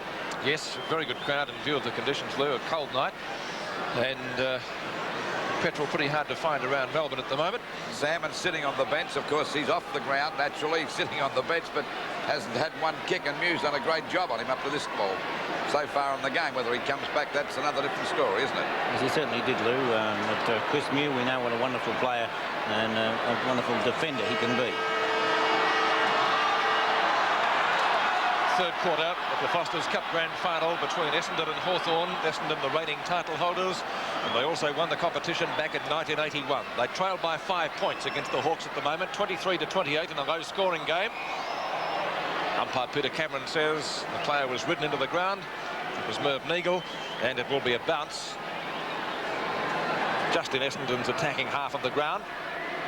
Knocked away by Walsh. He's done well in the ruck tonight. Watson looking for a hand pass, can't get one out. A very scrambly start to the third quarter, and once again umpire Peter Cameron will bounce it, this time just off the on the edge of the square. Umpires haven't had to throw the ball in the air, and that speaks volumes for the surface of VFL Park. A couple of soft spots near the grandstand. Finally giving a free kick to break up the packs. Loveridge. Good long kick by the Hawthorn rover, trying to find Dunstall. Got two hands to it, couldn't take the mark. Kennedy roves it well, has a snapshot with the left foot, puts it through for a point. And so the difference now 6 points in favour of the Hawks. And that snapshot coming up at the 1 minute mark of the term. 4-5 to 3-5. Gary Folds, and what a great season he's had. Brings the ball back into play. Goes for the short kick. It's away from Curran. We haven't seen much of him either tonight so far. Wallace, the deep to Domenico. Shocking pass. Straight to Watson, who said thanks very much. Watson goes inboard towards centre field and finds Baker. Harvey, or Williams rather. Williams shrugs the tackle well. Up the half forward, Lester Smith. Russell it was, tried to knock it clear. He couldn't get it away from Harvey. And about 4 or 5 players jump on it, and so it will be a bounce about 35 metres out from the Essendon goal. Kevin Sheedy, the Essendon coach, certainly had plenty to say, as Peter Donegan mentioned at half-time. Down by Abbott. Will sock it off the ground. Handley past Watson. Good tackle by Wallace on Neagle.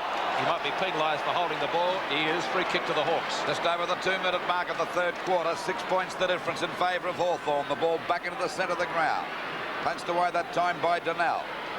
Another stack up here, but the umpires found a free kick. It'll go to Essendon. It'll be taken by Elshaw. Elshaw with a hand pass over to Neagle. Neagle goes out wide to the flanks, not taking the direct route to goal at the moment for Harvey, but it beats. Now it's still in play, but now it's out of bounds. So it's on Essendon's half-forward line, about 75 metres around from their goal. They're 3 goals, 5-23 to Hawthorn, 4-5-29. Ball back into play again.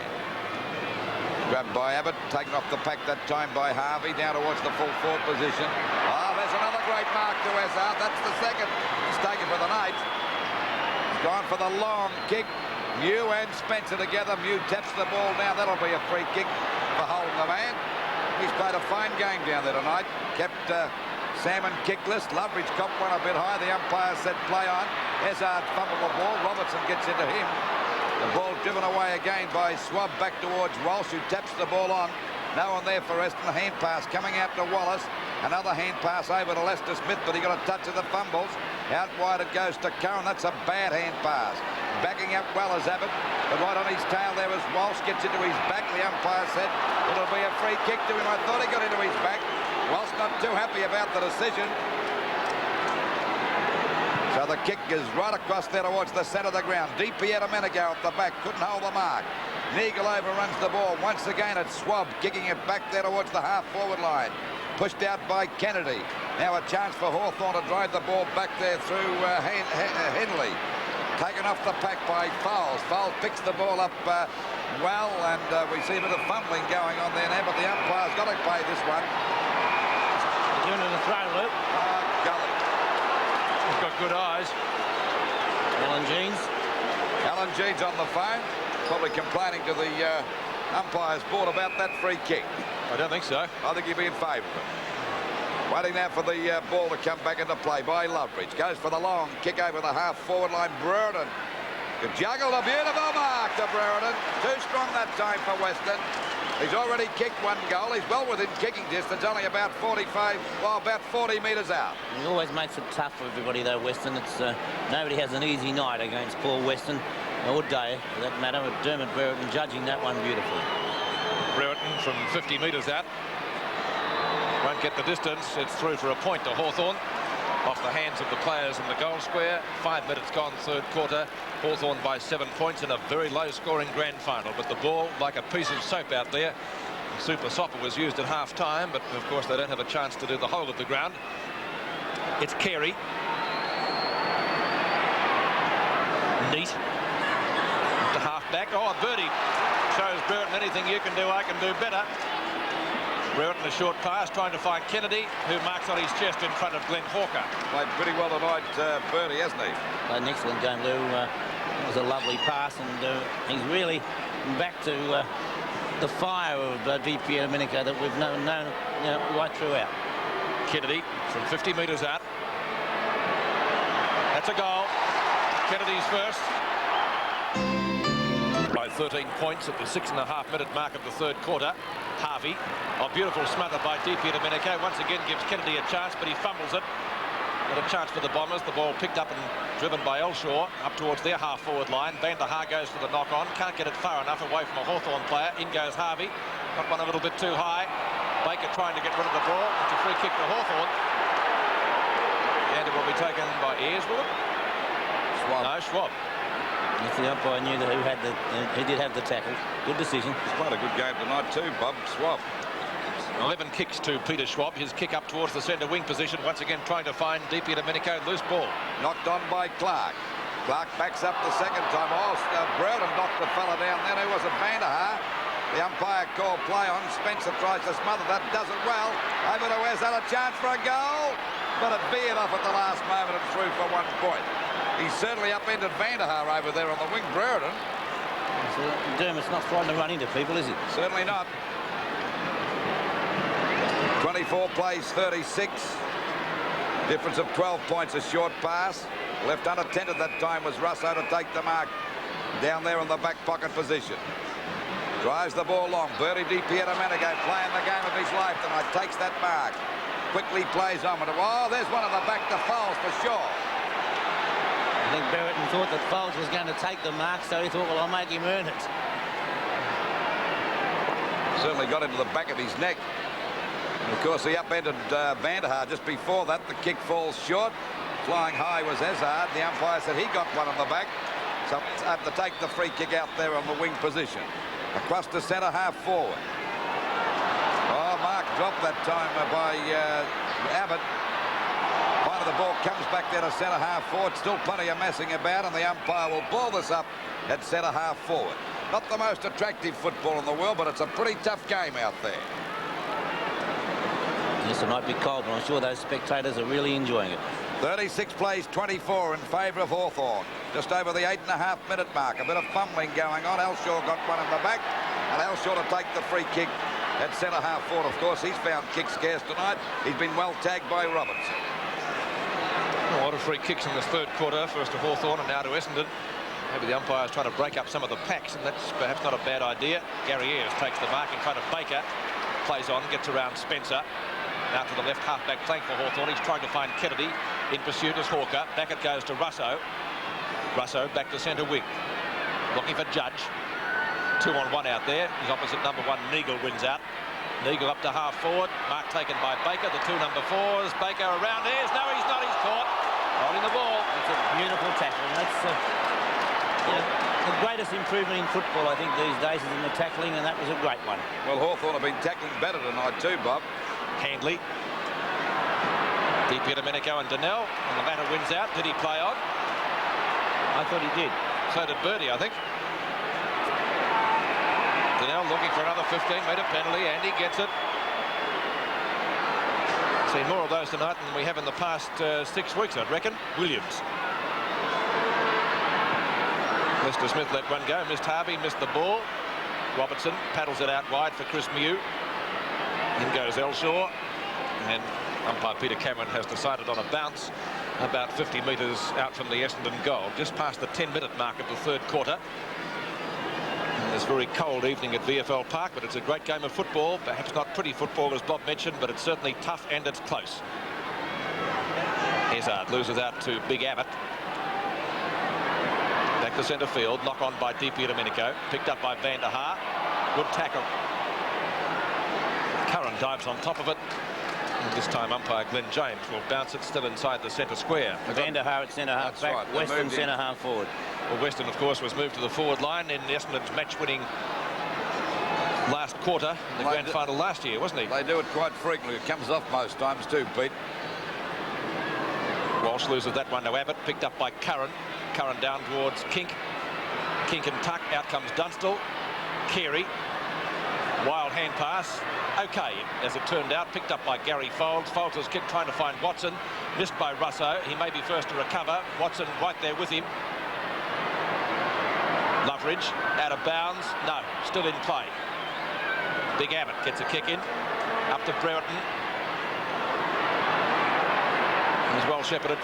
Folds gets a clearing kick back towards centre field. Back towards the saddle. Missed Ayres, completely picked up now by Handley. Handley's got the ball out there in the wing, but he juggles it and gets it clear. Oh, Curran nearly marked that one. But luckily for the Bombers, Foles gets a good hand pass out. Hawker with a short pass. It'll be, oh, Mark dropped that time by Williams. Tapped on again by Hawker. A scramble develops here, but the umpires found a free kick. It'll go there to Donnell. Said he was grabbed when he didn't have the ball. Donnell at centre field with a 15-metre penalty. Goes out wide. Weston, interference that time. Play on. Umpires call play on. Watson with a hand pass over to Harvey. Back to Watson. This looks dangerous over there to Wes. Out a goal for sure. 12 and a half minutes gone of this third quarter. The 1985 Foster's Football Grand Final. 6 points the difference. And we're waiting now for the umpire to bounce the ball at centre field. That's if they can ever get it up here. I should imagine everyone would be pleased with the crowd, but as we mentioned before, round about the 25 to 30,000 mark. I think they all should get a medal or free grand final tickets for sitting out in the outer when it's 3 degrees. Waiting now for this centre bounce. 6 points the difference in favour of Hawthorn. Knocked out by Walsh. Juggled by Wallace. Back it goes. Kicked off the ground that time by Loveridge. Van der Haar. Down he goes. Well bumped by Loveridge that time. And again, we see a bit of soccer tactics going on there by Donnell onto the boundary line. He lets it go over the line and out of bounds on the centre wing position with Hawthorn in front by 6 points. Boundary throw in on centre wing. Abbott and Walsh. Neagle. He fumbles, but we can make excuses for the players tonight. Brereton over to Wallace. Haven't seen much of Wallace so far this quarter, but he had a great second term. Knocked down by Carey, trying to find Kink perhaps. Kink should get there first if he can pick it up. Doesn't bother about it. Soccers it off the ground.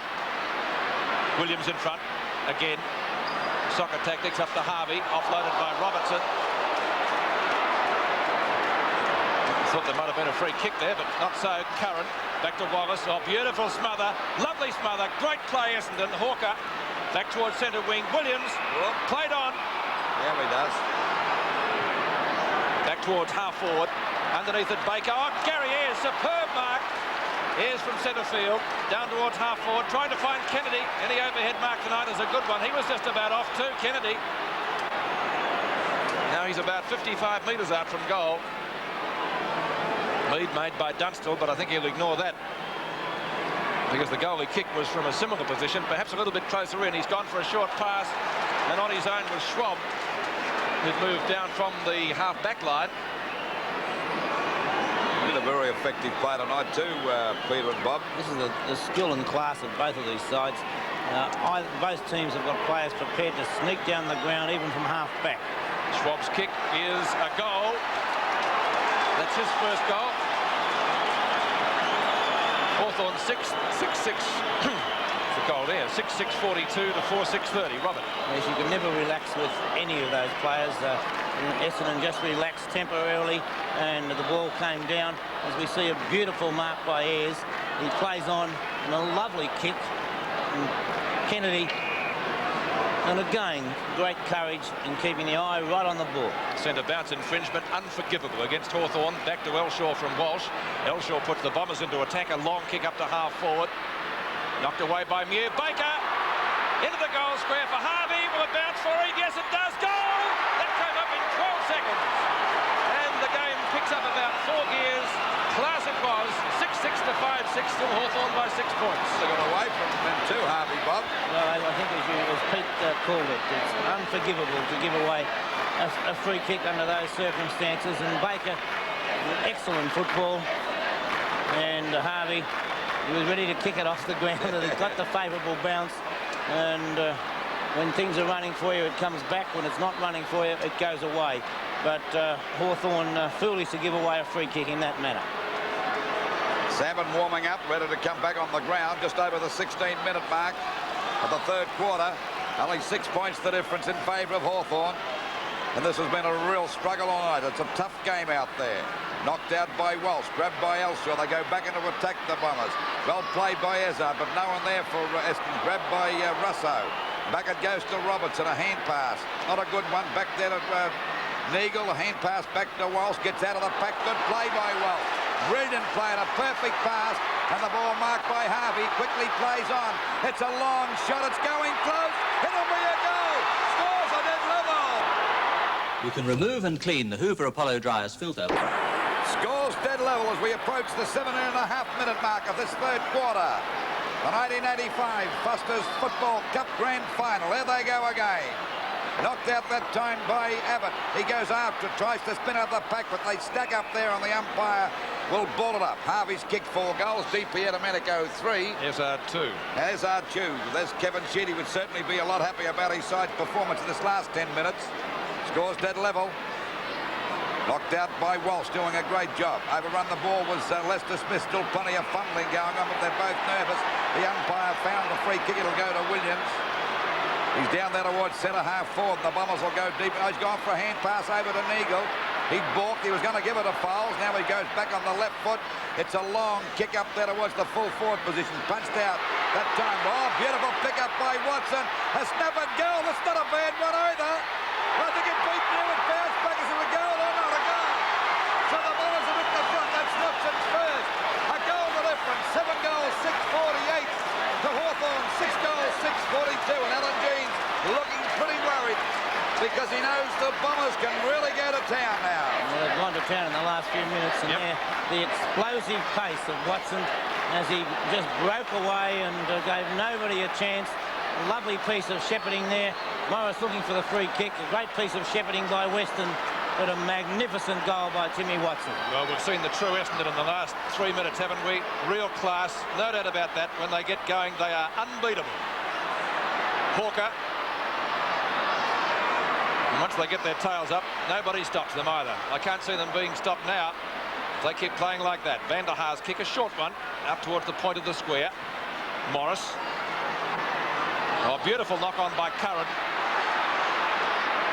Van der Haar. Oh, lovely dive, Paul. Yes, a 3.3 degree of difficulty there, but the umpire didn't wear it. It was a good decision by Cameron. Didn't fall for the 3-count trick, did he? No. Will be a bounce at Hawthorn's right half forward flank. The Bombers by 6 points. And they really hit top gear in the last 5 minutes. Walsh. Down towards Handley. Shocking kick. Van der Haar takes the easiest of marks. Van der Haar in the left back pocket for Essendon. Sees Folds. Folds with the hand pass. The Bombers looking good. Hawker. Good long kick up towards the centre wing position. Knocked away by Morris. Chance for Russo. Russo's kick, a short one. Marked again by Hawker. Hawker's starting to come into it now. He's had a, 5 weeks break and been quite ill and starting to look good. Not a good kick. Wallace on centre wing. Hawthorn centre man, the league's leading kick getter this year. Brereton at half forward, good mark. Brereton could almost get the distance. In fact, we're at a day match. I'd suggest that he would, but under these conditions with a greasy ball and being wet underfoot, we'll have to wait and see. Brereton, 50 metres out from goal, gets the distance. The accuracy isn't there. 1 point. Essendon lead by 5 points. 20 and 3/4 minutes gone. 43 plays 48 in the Foster's Cup Grand Final from VFL Park. Steve Carey, we haven't seen much of him in the last few weeks. Hard to get into the Essendon side, but Carey doing a pretty good job on Dunstall. He's kept him kickless so far. Then again, the Essendon full forward, be it Spencer or Salmon, hasn't had a kick either. Just about a throw by Judge, and that was not seen by the umpire. Domenico has a shot. Has he put it through? No, hit the post. 21 minutes gone. Essendon by 4 points. The Hawthorn interchange bench. I'm a little bit surprised, Pete, that with Dunstall not doing much, that Curran hasn't gone to full forward and Malaxos maybe tried in a forward pocket. Yes, well, Jeans hasn't made the moves yet. Off the hands of Donnell, picked up by Carey. Back to Donnell at right half-back flank. Well, they actually handed to him, Pete. Donnell. Trying to find Weston. Lester Smith for Hawthorn. Mark taken by Abbott. On to Domenico. Dummies the hand pass. That may have been touched off the boot. Brereton takes the mark. Is it allowed? Yes, it is. Brereton a long way from goal, though, about 70 metres. Can possibly score from there, so he's gone for a pass, and that's effective. Michael Tuck takes the grab. Tuck at left half forward flank. Probably about 60 metres from goal. And this fellow was also a good kick. Been very quiet tonight, Tuck. He's had 5 kicks up to this stage of the match, Pete. The goal here will be very handy for the Hawks. Michael Tuck, a veteran of over 250 games. Dunstall and Carey. Tuck going for the long shot, though. Goal would put Hawthorn in front. Walsh can't take the mark. Kennedy and Clark. It's out of bounds. Left forward pocket for Hawthorn. 22.5 minutes gone. The difference now 4 points in favour of Essendon, with Hawthorn a chance to score. A throw in about 30 metres around from their goal. It'll be Kennedy and Walsh to go for the knockout. Knocked out by Walsh. He pushed Kennedy in the back, the umpire said. So Kennedy's got a chance to put the Hawks back in front. He's already kicked 1 goal. They've got a lot of fighting spirit about them, Hawthorn. They won't throw the sponge in, Bob. There's no worries about that, Lou, and you know, these two sides are here because they are the 2 best sides in it. There's the kick on its way. And he's put that through for a goal, so the Hawks are at the front again. 7 goals, 6:48 to Essendon. To Hawthorn, 7 goals, 8:50, just over the 23-minute mark of this 3rd quarter. Alan Jeans looking a little, I couldn't say he was looking happy because he never looks happy. Yes, there was no doubt that Walsh did get into the back of Kennedy well before the ball came. As the Essendon interchange players, Banfield, Waterson and Spencer. 7 goals, 8:50, Hawthorn to Western, 7-6-48. It's been like that all night. The other side getting that big brightness. Jack Edwards said at half-time, any side that gets 3 goals in front here tonight would win the game for sure. Here we go again. Knocked out that time by Kennedy. Alshaw's kick is not a good one. There's a chance now for the ball to be picked up by Russo. He goes for a pass to Brereton. Couldn't hold that mark. The ball pushed away by Van der Haar. Alshaw's having a bit of trouble picking this one. I actually kicked it out of bounds, but not on the full. And there'll be a throw-in from the Hawthorn half-forward line, about 75 metres around from their goal. The difference, 2 points in favour of the Hawks for the 1985 Foster's Football Cup Grand Final. The ball kicked by Curran up there towards the full forward position. There's a go for Dunstall, a hurried snap for goal. I think that's his 2nd touch for the match, and the ball is out of bounds on the full. Into this quarter by 24.5 minutes. 50 plays 48, and the Hawks in front by 2 points. Yes, Essendon hit a purple patch about 10 minutes ago. They got 3 quick goals, but now Hawthorn back in front by 2 points. A very low-scoring match. Van der Haar. Lovely long kick trying to find Walsh, and he just about marked it too, Kevin Walsh. Williams spins out. He's caught by Handley. Umpire's given a free kick to Essendon. It'll be taken by Walsh. Elshaw.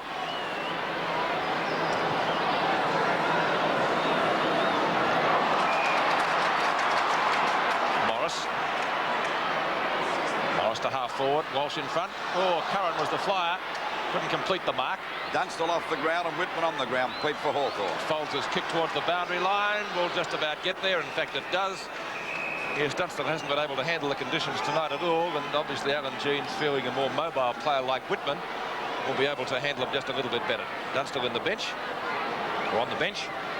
Boundary throw in, right half forward for Hawthorn. Salmon back on for the Bombers, stuffed away by Brereton, just about out of bounds again. Van der Haar will be content to see it over the line, and it will be thrown into play adjacent to the behind post.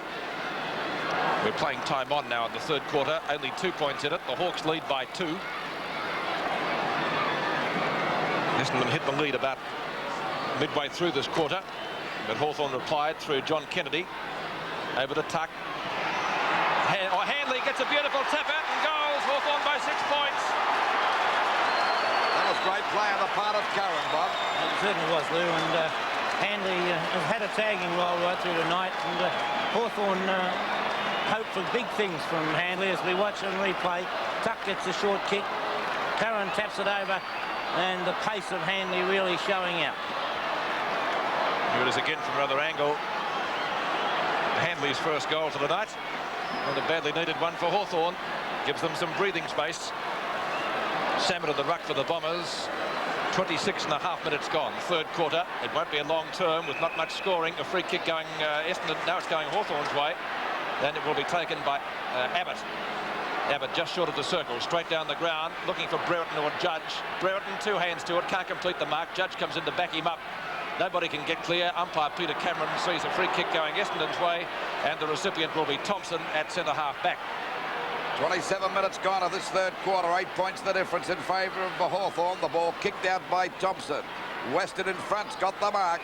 Of course, he's been shifted down to centre-half forward.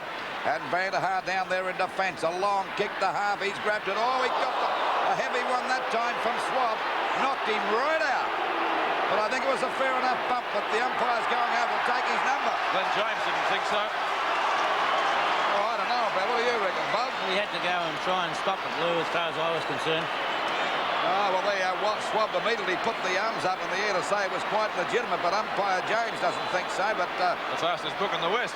The most important thing that Harvey's okay. We'll watch again on replay, and well, he certainly did hit him, and well, in games like this, you have to try and stop the player taking that mark. Well, both umpires are going up to talk, so both umpires look as though they've got Swab for the infringement. Not much doubt about that. So he's gone by the 2 field umpires, and they certainly carry a bit of weight when you go to the tribunal.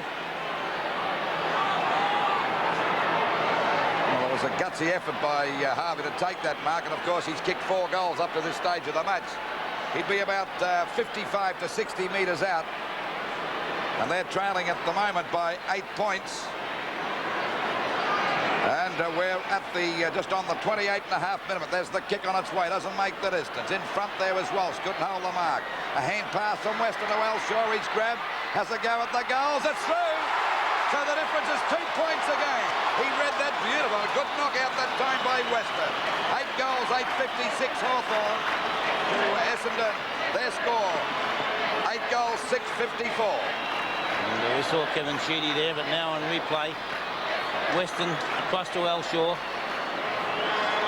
and Lester Smith looking for the free kick, but none coming. And the umpires are not giving easy ones like that tonight. 29 minutes gone, 2 points the difference in favour of Hawthorn. Knocked out that time by Salmon, playing in the ruck. They're falling over like 9 pins. The umpires found a free kick to Russo. Salmon's in trouble, Lou, with his knee, I think. Well, it's a bit of bad luck as the ball goes out wide. A mark there to Handley. Handley gives the hand pass over. Swab, who's just been reported by the 2 field umpires, drives the ball down. Knocked away by Carey. Picked up by Van der Haar. Only 2 points the difference. There's Elshaw. He's been left alone now. He's grabbed around the neck. Umpire paying the advantage rule. Over it goes to Liddell. Can they get another one before the siren sounds? Back it goes to centre field. They're crushing in hard. Salmon off the ground. Oh, he's in plenty of trouble with that knee. Let's hope it's not too serious for him. Doesn't look too good, does it? Hand pass back to Elshaw. He's been let run loose over this last 10 minutes or so. At the back is Weston. Knocked down to Spencer. Spencer goes for a hand pass. Coming over now. Dunnell tries to get it back there to Williams. A bit of fumbling going on by Ablett. Hazard comes out of the pack. A hand pass. Knocked away by Russo. And this is pressure football as we see Tuck drive the ball out there. Now a chance for Robertson to take a mark out there at half-back. Into the quarter by just over 30 minutes, and it's 2 points the difference in favour of Hawthorn. Loveridge. Etheridge on right centre wing. Down to Wallace, and Wallace takes the mark in front of Spencer, who'd been standing on the mark before, so he covered a bit of ground. Wallace doesn't get that much with his kick at the back. Brereton marks, plays on, 10 metres out or 5, he's dogged it. So Brereton's second goal coming up at the 30.5-minute mark as Alan Jeans is also on the boundary line. 9-8 to 8-6, 62 to 54. Yes, and Brereton, as we watch, Wallace was very close to the man on the mark, and Brereton standing his ground well, but Van der Haar slipping over just at the wrong time. And Brereton very quick to go on, follow through and pick up an easy goal. 31 minutes gone. I didn't think it'd be a very long quarter. Not too much scoring, but 6 minutes plus in time on now. 9-8 to 8-6. 62 plays 54. And both sides have scored 5 goals in this quarter, though, Pete. Yes, they have, Bob. Hawker knocked away by Morris. Well, driven back by Hawthorn towards centre field. Picked up by Hawker coming into the game for Essendon, as Lou mentioned before. Oh, Harvey again. No, just can't quite handle it cleanly. In goes Schwab. Ezard, 15 metres out. Goal! Or is it? Yes, it's a goal. Oh, what a tough game this is, Peter. 31 3/4 minutes gone. 2 points in it. 62 to 60. Yes, and Ezard picking up his third goal. So it's just goal for goal as we see Hawker. 2 kicks in a matter of seconds. It comes out. Harvey coming through. Weston in there again. Weston tapping the ball on. So Weston, since going to half forward, has had a hand in 3 goals. That's right, Bob. And that move comes off every time for Shooty. We've seen it happen time and time again, Pete, haven't we? Nice to be able to do that when you're a coach, isn't it? And come off every time. 2 points in it in favour of Hawthorn. The 3/4 time siren can't be too far away, surely. Neagle. Hawker. Just about flings the ball. Picked up by Handley. And Hawker again.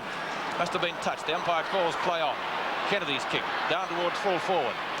Curran can't take it. Thompson can. He goes for the boundary line, or Van der Haar. Van der Haar just about tagged by Tuck. Gets offloaded. Still gets his kick in, Van der Haar, and it's a long one. And the siren goes for 3/4 time. 2 points in it. 9-8 to 9-6 in the grand final of the Foster's Cup. Essendon and Hawthorn have become fierce enemies over recent years, with hard-fought battles for supremacy in every match. The Hawks crushed the Bombers in the grand final of '83 by almost 14 goals. The Bombers were forced to wait another year for their 24-point revenge, but for the Dons, it was worth the wait. In season 85, their round 3 clash opened the year with what proved to be a hard-fought affair. At the siren, it was Essendon by 14 points. In round 14, their battle raged again, with both teams looking for a win on the scoreboard and the distinct psychological advantage that would come with victory. Again, the Bombers proved supreme, only this time by 36 points. Tonight, Essendon and Hawthorn clash again, and a premiership is at stake in the Foster's Football Cup Grand Final. Outscored Hawthorn 6-1 to 5-4 in that quarter. Goal kickers for Essendon: Ezard 3, Elshaw 1, Watson 1 and Harvey 4. For Hawthorn, Domenico 3, Brereton 2, Kennedy 2 and singles to Handley and Schwab. At least one reported player, Peter Schwab, by the 2 field umpires, and there may be another depending on an incident between Ken Judge and Merv Neagle earlier in the match. Your comments to 3/4 time, Bob Skilton. I don't know what more you could ask for in that term, Pete. Hawthorn kicking a quick goal to go to a couple of goals break, and then all of a sudden we saw Essendon in full flight. They had Harvey playing excellently. Ezard bobbed in with a couple of quick goals, and the move of Van der Haar to centre half back, and Kennedy on that time putting the ball through, but Weston down to the forward line, and as Lou said earlier in the piece, so often has the move of Weston down there, and there we saw a magnificent piece of teamwork with Ezard finishing off on the end of it. Schwab came right down the ground at one stage, and Hawthorn fought back just when it looked as though Essendon were going to go on with the business and take the game right away from them with those 3 quick goals. Hawthorn came back again and lifted their game. Wallace has been solid in the centre. Domenico excellent on the centre wing, and around the packs, Loveridge and Handley have been good players. But likewise, we have seen some great play around the packs by Harvey, Watson, an electrifying piece of football by Watson when he tore through and put a goal through. And all in all, I think it was a quarter of football that was worth coming a long way to see. Handley finishing off after Curran tapping the ball over. Both sides, I think, can be justifiably happy with the quarter of football that they've put up. And there we see Harvey solidly met by Swab. Swab was reported by both umpires, but Harvey was soon back on his feet, puts the ball down, and that time we see Elshaw, who was well held in the first half by Robertson, but as Lou said, got away on a couple of occasions. All right, let's go down to Peter Donegan on the boundary line. What's it like down there, mate? Is it a bit cool? Very cold, Pete, but I don't think it's going to be cold out on the ground in the last quarter. Kevin Sheedy emphasised to his players that they need persistence. There goes Kev now, and he said, now is the time to get the hard ball. This is the one that counts, the last quarter of the grand final. Alan Jeans, Jack? Alan Jeans said, if you want it, it's yours for the taking, go and get it. Malaxos has come on to replace Ken Judge. It's going to be a great last quarter. I'm sure you're not going to bed. Sit up and watch it. Hawthorn leading by 2 points. The last quarter of the Foster's Football Cup Grand Final coming up. Let's return to Peter, Bob and Luke. Right, thank you, Pete. Thank you, Jack. Umpire Peter Cameron starts proceedings in the final quarter of the 1985 Foster's Cup. I'm sure Hawthorn has vivid memories what happened in the 1984 day grand final when they were completely overrun by Essendon. Essendon starting in the right way. They'll get a free kick. It's going to Banfield at centre field. Banfield goes for the hand pass onto Neagle. Neagle's well shepherded. Long kick up towards full forward. Ball hits the deck, picked up by Morris. His kick is not a long one. Getting underneath it, Williams. He's trapped it, has a shot. Won't quite make the distance. Mew couldn't take it. Abbott dispossessed pretty quickly. Chance for Harvey to soccer it off the ground. The ball rushed through for 1 point, and that makes the difference similar. 1 point in favour of Hawthorn, 62-61 at the 52nd mark of the last quarter. Chris Mew, who's done a great job at full-back tonight. He kept Salmon kickless. Long kick by the Hawthorn defender, knocked away by Spencer. Morris has to beat 2 of them. In comes Timmy Watson, picked up well by Russo, who gets offloaded. It's out of bounds, and it will be a penalty free kick to Essendon to be taken for them by Clark. Of course, the bad luck of the night too, Pete, was Salmon going off on that third quarter with an injured knee. Yes, we've certainly seen plenty of incidents, haven't we? At least one reportable one. Salmon off. So it certainly had its moments, this grand final. Ayres takes it from Abbott. Up to right half forward. 2 Hawthorn players are there. Handley gets the hand pass on to Loveridge. Loveridge, a good 55-metre kick into the goal square, and it goes through for 1 point, I think, or is it a mark to Folds? No, the umpire has paid the mark to Gary Folds, right on the line. Folds has kicked to the half-back line for Essendon. Oh, Handley, what a mark! What a mark. Great grab, 2 minutes in. He's done a good job tonight. Certainly has, Bob. A point the difference. Handley. There it is in replay again. That was a great mark. As Bob said, he's played a great game tonight. From about 45 metres out. Doesn't quite make the distance. The back fly. There's they all flew as a go for Malaxos. He's got it off the ground. No. Touch, 1 point. So it's 2 points the difference still. Well, he had a chance. Sheedy there looking very, very tense. And no wonder. It's been a real tough game tonight. 63 plays 61. Fowles gets away from his opponent that time. Curran goes for the long kick, looking for Hawker on his own. Takes the mark out there at a half back. Well guarded by Tuck to get a 15-metre penalty, but he's giving his teammates plenty of time to pick up their opponents. Hawker balks. Short pass. It'll be okay and marked here by Spencer. Back to Hawker again out there on the centre wing position. A lovely pass. Carey. Back it goes to Banfield. Banfield with a left footer up there looking for Van der Haar, but he was too late, and a good mark to Swab. He's played a fine game tonight. He's had 13 kicks. Good pass, and Ayres has got the ball out there on that centre wing position. Into this quarter by just on 3.5 minutes. Oh, that was bad play as the ball comes back now, and they clear it away. Out there towards the wing, to half forward, and there's a good mark to Spencer. I think they got him down there in defence, plays most of his football on the forward line. I think he's playing in the ruck, Lou. Well, he came there as a ruckman, Bob, as the hand pass goes over there now to Donnell. Donnell at centre field having a bit of trouble picking it up. A hand pass back to Thompson. Thompson out there on the edge of the square. He's pushed by DP Domenico, but still gets the kick. And there's a good safe mark taken there by Abbott at centre-half back. He's done all right too, Lou. Yes. 15-metre penalty. 2 points the difference. 9 goals, 963. Hawthorn or Essendon, 9-7-61. As we approach the 4-minute mark of this, the last quarter. Well, the advantage rule not paid there. And it will go back to Wallace, and Peter Donegan, I understand, might have some news on Salmon. Yes, Pete, I've just been down to the rooms. The looks on the Essendon officials' faces were very, very glum when Salmon went into the room. He was limping quite heavily, as you saw. But the news is that hopefully it's only a recurrence of what happened out of Victoria Park, and that is a knock on the knee. Of course, being so cold, he'd feel it. They're examining him at the moment. He won't come back on the ground, or it's very unlikely that he will take any further part in the match. But the Essendon officials have their fingers crossed that it's only a knock to the knee with Paul Salmon, and for the sake of football, let's hope so. Yes, Pete. Knocked down by Spencer. Finds Carey. Morris at the back. There's Schwab. Gets it back to Loveridge. Loveridge's kick is a high one to half forward for Hawthorn. Kennedy couldn't complete the mark. Burrows in. Tries to recover. Can't do so. In goes Kink. And the umpire, Glenn James, will bounce it at centre half forward for Hawthorn, about 55 to 60 metres from their goal. 5 minutes into the final quarter of this 85 grand final. A very crowded bounce it is. There must be about 18 players around it, it would seem. In goes Spencer. He's won that one. Morris looks for a free kick. He should get one there. Morris broke his hand against Geelong tonight, playing his first senior game since then. DP Domenico, fine mark.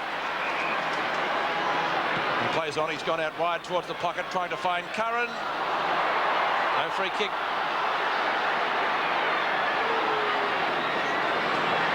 Handley trying to get the ball out, not successful. Ball spooned out finally to Loveridge. He'll get onto his left foot and have a snapshot at goal. That's not bad. He's stopped it, I think. Oh, one in the goal umpire. It's through. Just on 6.5 minutes, the ball comes out from Spencer. Picked up here now by Elshaw. Back to Spencer. Ball falls short, and Spencer finds Dunnell. Dunnell's clear on that half forward line. Goes for the long kick. Looking for Van der Haar. He's got a chance to mark this one. Well played by Mew. But backing up well as Nobby Clark, a short pass. Oh, he couldn't mark at that time. Weston was kicked out of his hands that time by Morris. 3 times, Lou, Hawthorn have given away a centre square free kick, and that's unforgivable, isn't it? Well, wonderful piece of football there by Ayres. It was desperation plus to just dive and punch that ball away. 8 points the difference. Approach the 7-minute mark of the last quarter. Swab can't pick that one up. Going after it now is Harvey, right on the boundary line. It'll be out of bounds about 35 metres around from the Essendon goal. They're trailing by 8 points. Ball back into play again. Weston taps it down, looking there for Watson. A bit of a stack up again. Coming out of the pack that time was Elshaw. Loveridge gets a short kick. Over it goes to Ayres. It's a bad one. A fumble that time, but you can't blame him for that. Robertson gets a hand pass out. It's driven away now back to Little Loveridge, who kicked that magnificent goal just a moment ago. A hand pass over to Wallace, and Hawthorn get their running game. It's a bad kick. It's stopped there but he'll get a free kick after he kicked the ball he was interfered with. So it might be running their way. It's 8 points the difference in favour of Hawthorn. Russo at centre field, a long hand pass. Loveridge again, drives the ball long, looking for Curran down there. It's punched, oh, he's got it! Bowles couldn't get over the top of it. Now he's well within kicking distance, only about 30 metres out. And they're in front by 8 points. Well, it might be 35. On replay now, we see an excellent mark by Curran. Hasn't had a lot of kicks. Foles has done a good job down there, but a vital kick now. There's the kick on its way. Doesn't make the distance. And there's a great mark taken there by Spencer, it is. Looks a bit of a go, Lou, doesn't Yeah, well, Kevin Sheezy's got a lot of faith in this young kid. Over to Rene Kink, a chance to mark. They're trailing by 8 points into this quarter by 8.5 minutes. The last quarter of the 1985 Foster's Football Cup Grand Final. Kink, a little bit short of the right half-back flank. That's a good kick up to centre wing. Knocked away from Harvey, but the chances for Hawker and Judge. The latter shoots out the hand pass. Kennedy trying to pick it up, and he does so close to the boundary line. DP Domenico can't get clear. Donnell throws it out. Elshaw, likewise. That one's penalised. Free kick to be taken for Hawthorn by Robertson. Looking for Brereton over the top. Spencer, that's just about a mark tonight, surely. Playing it, Pete. Yes, I think he should. Spencer came on initially to replace Paul Salmon at full forward, but doing a lot of useful work around the packs now. Giving Kevin Walsh a little bit of assistance. Knocked away by Abbott. He's played well. Robertson to deep here to Domenico. Boot the ball quickly. That's not a catch. Loveridge into the 10-metre square. Two Essendon players are there, one of whom was Spencer. Chance for Brereton, but he fumbles it. Gets the hand pass out to Whitman. Back to Wallace. Gets Scragg. Good tackle by Neagle. Walsh. Back to Neagle again. Looks for and should find Harvey out there. Lester Smith is right there with him though. Harvey twisting and turning. Can't get clear. Now he does. Beautifully done. No free kick, but that might have been in the back. Chance for Neagle. He's got the pace to get clear and does so. Lovely hand pass to Weston. Weston's gone for a pass down to half forward. Russo knocks it clear. Open ball. Left half forward flank. What was that for, Robert? Too high. Free kick to Russo. Let's watch it again. Elshaw off the ground, Pete, while that was going on. I reckon. So Peter Russo, the Hawthorn ruck rover, to take the free kick. He's gone for a pass. It's effective and marked by Robertson at the right half-back flank. 8 points the difference.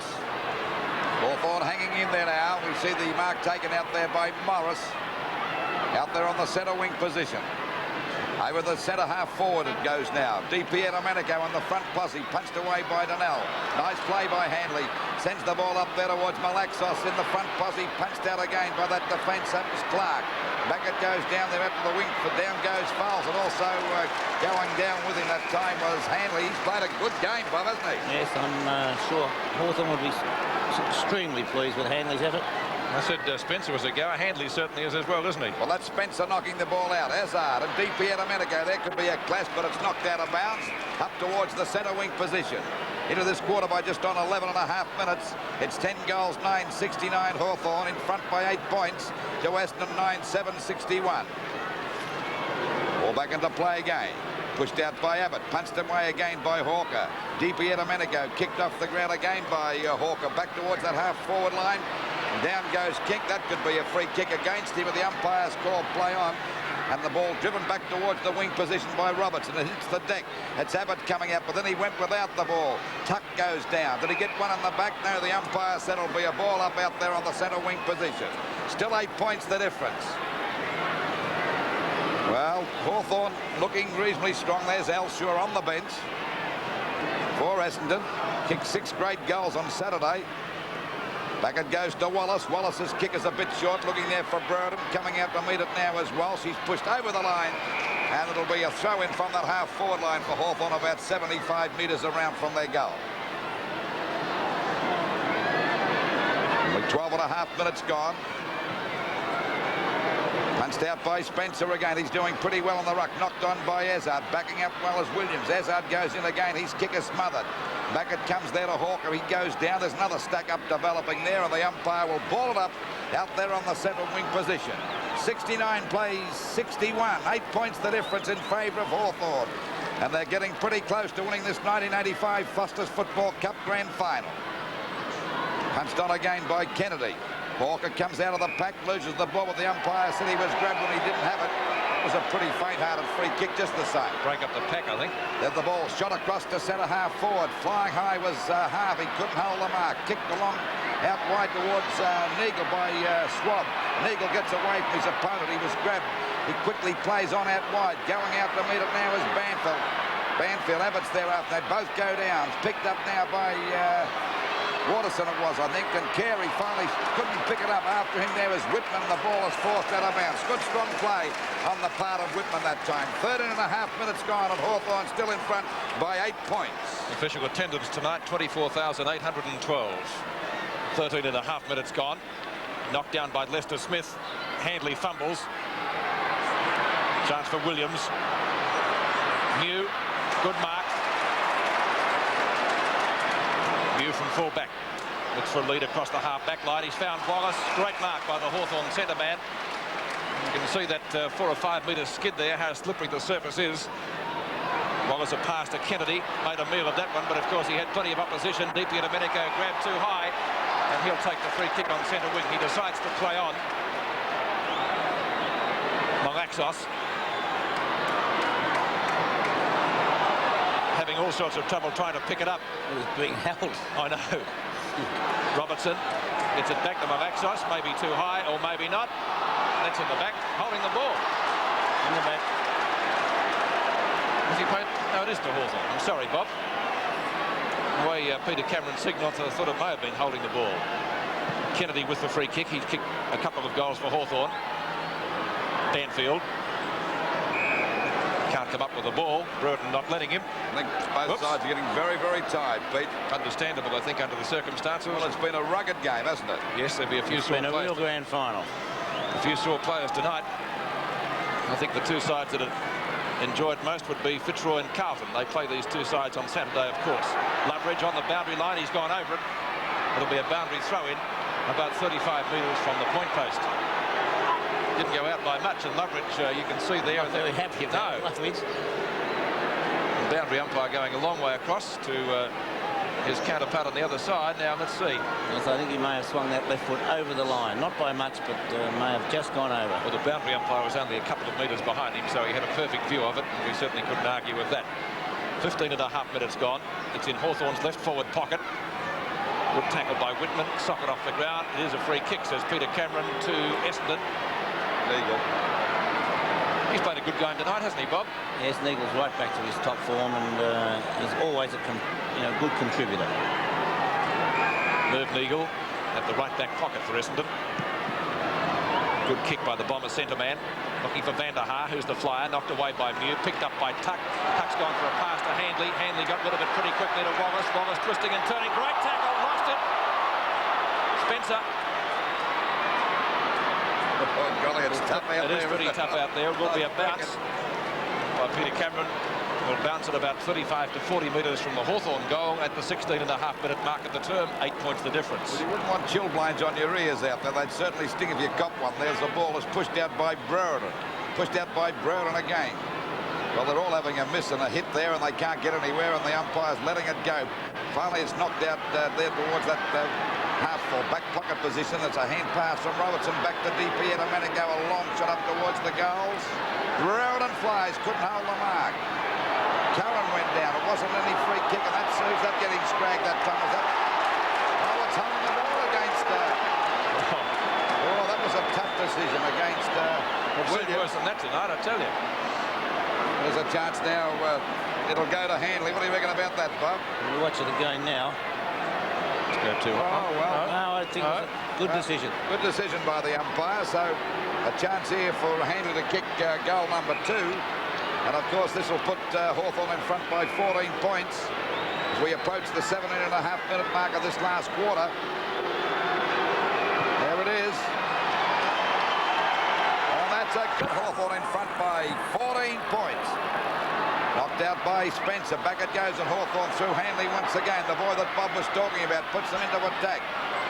Kennedy gets it out. Not a very long kick. Kicked off the ground by Tuck, but it's deep down there towards Cowan. He'll give a hand pass back to DP at Domenico. He shrugs Donnell off. Has a snap at goal, but he's off target. He's put it out of bounds on the full. It's 11 goals, 9-75 Hawthorn to Weston, 9-7-61. 18.5 minutes gone of this last quarter. And Hawthorn looking good. The ball into their attacking zone as it kicked back into play again by Clark. Oh, there's a great mark to Abbott. They're getting well on top now. And Essendon look as though they're sagging a bit. Played well, Abbott, Lou. He's played a pretty good game. Particularly since half-time. There's the kick up into the goal square now. Brereton have a battle there. The ball punched out. It'll go through for 1 point. So the difference now 15 points. 11 goals, 10-76 Hawthorn to Weston, 9-7-61. And we're just on the 19-minute mark of this last quarter. And can Hawthorn hang on, Peter? Thompson takes the mark just up from the back pocket. Gets it back to centre wing. He's trying to find Waterson. Goes for the knock away. Not successful. Marked by Whitman. A play on call from the umpire. Whitman does. He's trying to find Wallace. And Wallace marks at centre half forward. He's got the longest kick on the Hawthorn side, but that's a pass in any case. And it's taken down there for Hawthorn by Peter Russo. Russo would be within kicking distance. Probably about 35 to 40 metres out.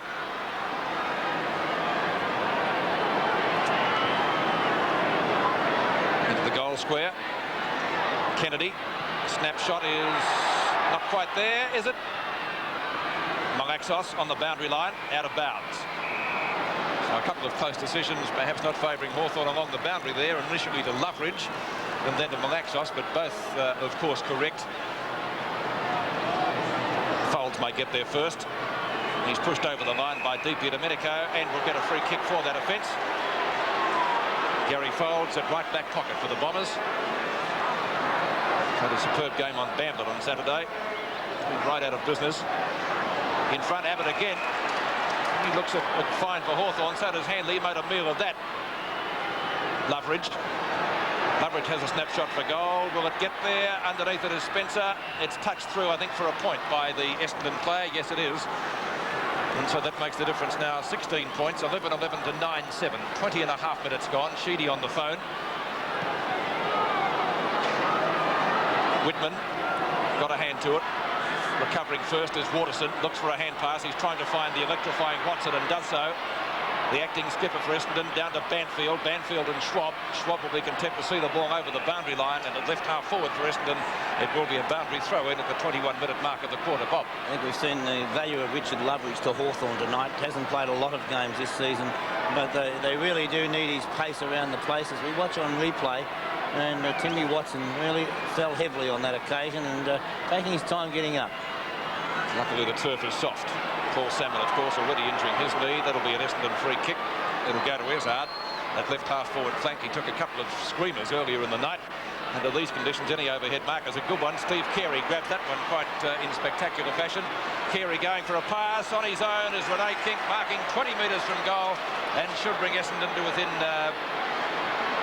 10 points, will it be? Yes. On replay now, we see Carey's mark, and Carey quick to look down and see Kink. He's put it through for a goal. No, he hasn't. Well, the goal umpire stood inside the two goal posts, but indicated only one behind, and so 15 points in favour of Hawthorn. And the task will be left once again to Chris Mew to bring the ball back into play. He's played a good game at fullback tonight. Certainly has done little wrong. Pass effective there to Robertson, back to Mew. Mew ultimately gets clear and a long kick up towards the centre wing position. There's a chance for Abbott to mark the ball. He had no pushed out by Ezard over to Walsh. A long hand pass coming out to Thompson. Goes for a pass. It'll be okay. Oh, he dropped an easy one, Weston. Good play on the part of Russell. They fall over like 9 pins there. The ball knocked out by Thompson again. Mew's in the thick of things. And the umpire's going to ball this up in the forward pocket position for Essendon. Only about 25 metres out from their goal.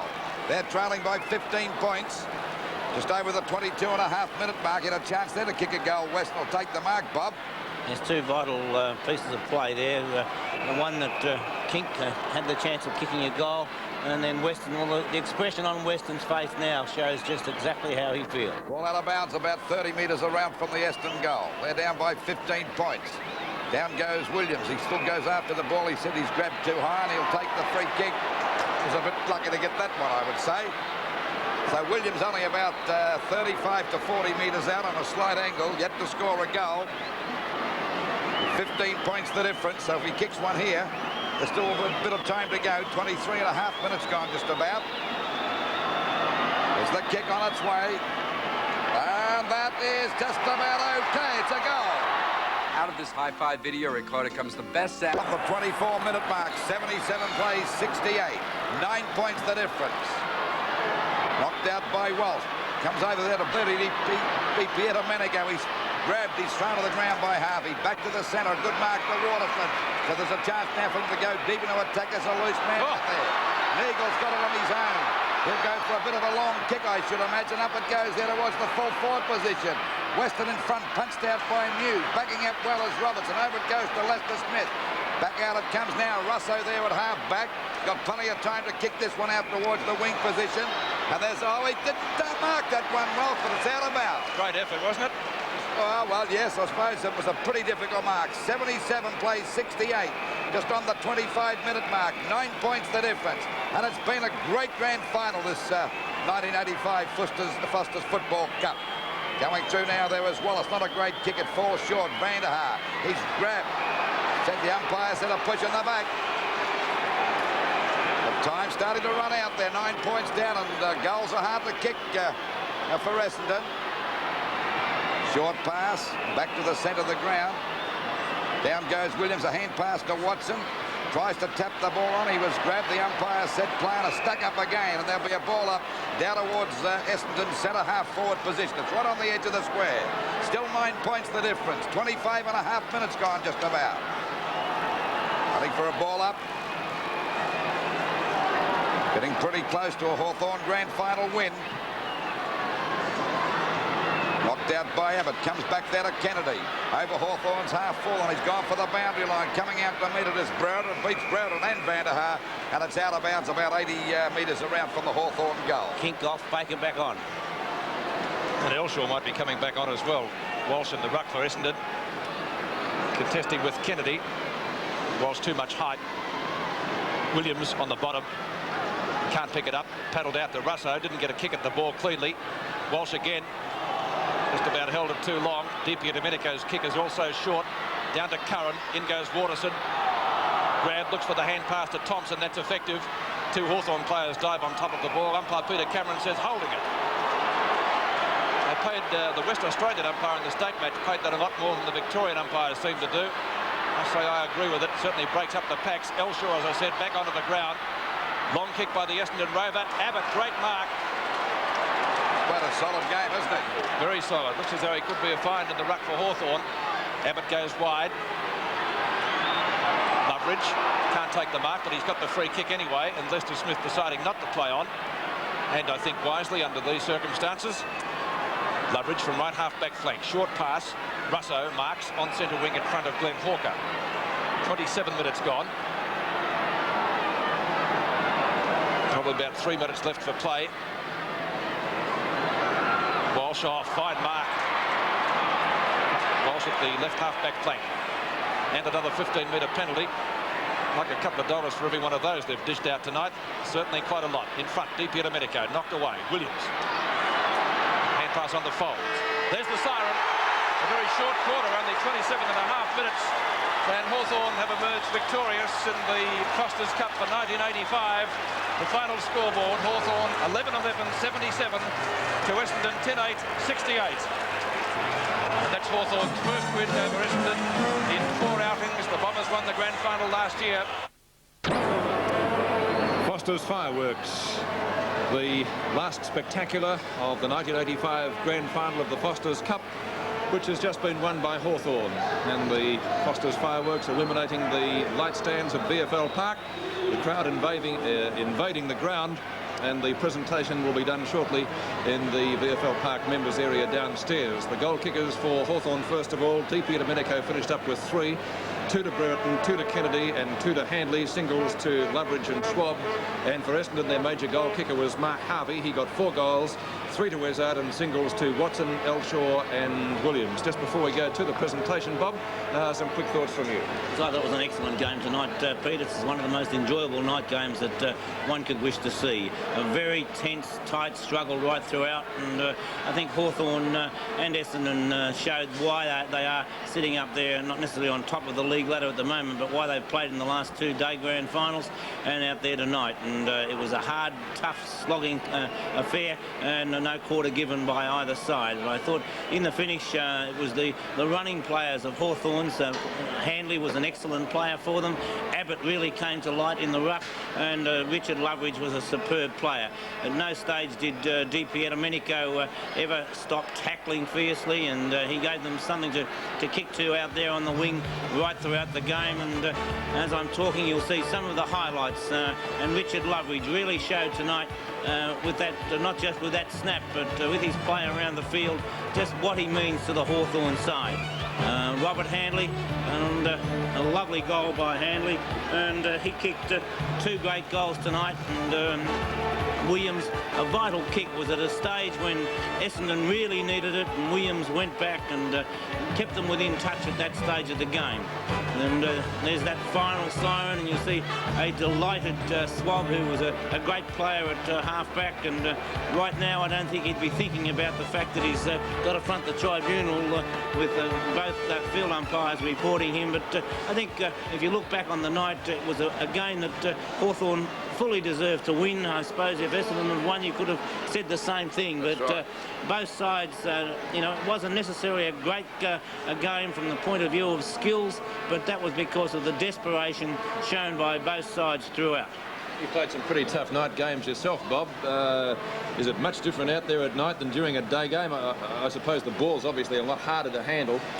I think the difference is that, you know, during the day, you get used to the condition a little bit more, and in conditions like this you've got that heavy dew on the ground which is just slippery, and the ball does become so hard for the players to handle just as they do in the day. And I know the people say, oh well, it's wet of a day and it's wet of a night, but it's a different type of dampness. The ground is still firm, and it's like a cake of soap at times, and it's understandably that the players slip and slide, and you've only got to see the way they skim across the ground at times. I think when Wallace took that mark and slid about 10 metres or so, that's right. That just shows how greasy it is on top of the ground. OK, comments from Bob Skilton, Foster's Cup Grand Final presentation coming up in just a few moments after this break. Can you understand they're not quite ready for us in the function area for the cup presentation, so we might have a discussion on our best players to win the national prize. We check on that right now. Tonight's player of the match will win this magnificent portable stereo hi-fi with the compliments of National Panasonic, the big entertainer. The player of the series will win a fabulous Nissan Series 3 Bluebird TRX. The Sports TRX offers performance, luxury and style. Series 3 Bluebird TRX. And for best on ground honours, Jack Edwards and Peter Donegan have gone for Robert Di-Domenico. Gentlemen, how did you see it quickly before we go downstairs? Well, I wouldn't argue about that. I thought Wallace played well. I thought Swab played an excellent game, and I think Bob mentioned a couple of times about young Handley, and not forgetting Abbott after half-time I thought Abbott played a very good game. And we had Harvey playing well. Bob, you could go, but I think Di-Domenico was a worthy winner. Watson, Foles, Nagle all play well.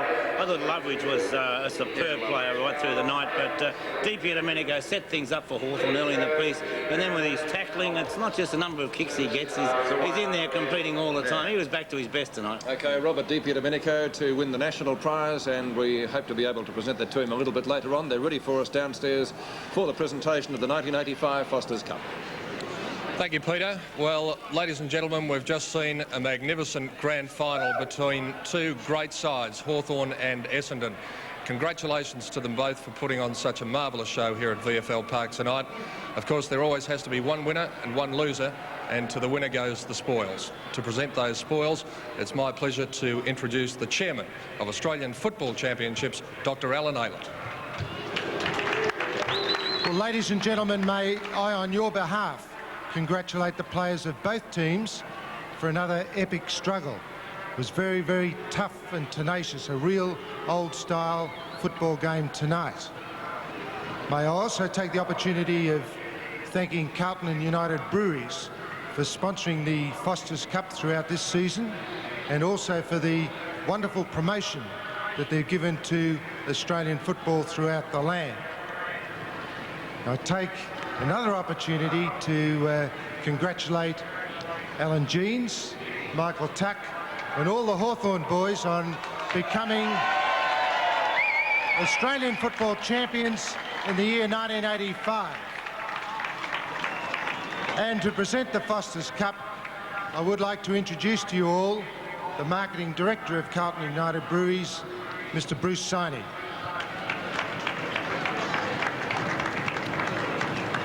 Well, ladies and gentlemen, thank you, Dr. Aylett.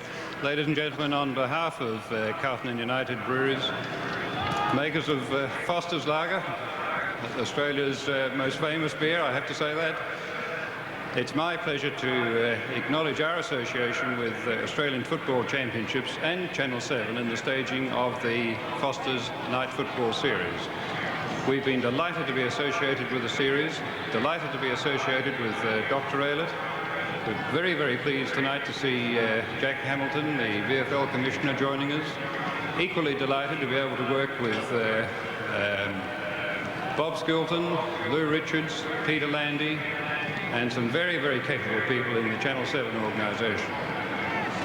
Ladies and gentlemen, we're delighted too with the support that we received from the public.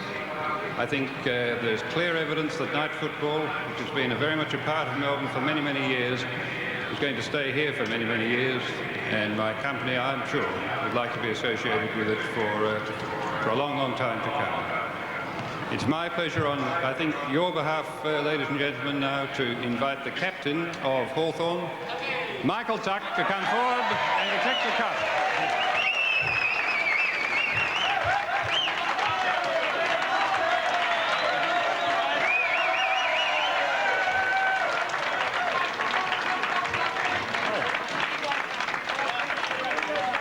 I'll just get out my speech. I'd just like to congratulate all the players who played tonight. Basically, I think they won it, but we all made a good team effort. And I'd like to thank all the players at the Hawthorn Football Club who helped us to get there, and the administration of Hawthorn Football Club, and Mr. Jeans, and all the Hawthorn supporters. So I just like it was a good game, and at least we got a little bit of a psychological thing now that Essendon can be beaten, so we just like to think we can go on from here. And commiserations to Essendon because it was a good game.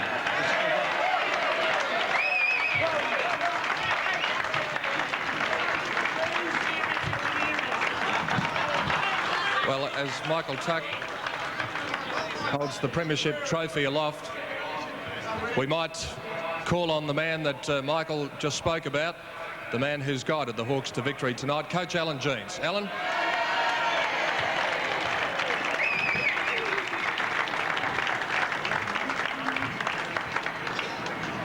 Well done. A lot of anxious moments, I would imagine, throughout the game, Alan.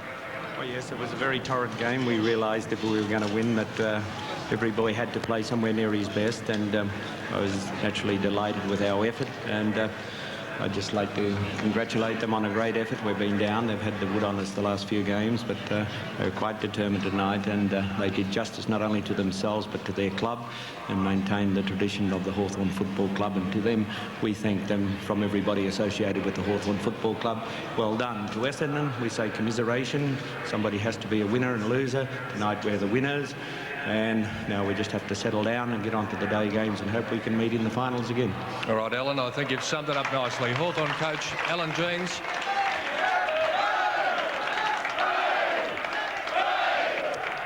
Three cheers from the Hawthorn boys. And ladies and gentlemen, those of you watching on Channel 7 already know who the best player of the night is. For those of you in the presentation room and also the thousands of people watching us on the Matrix screen here at VFL Park, you don't know yet, so I'll tell you and ask him up.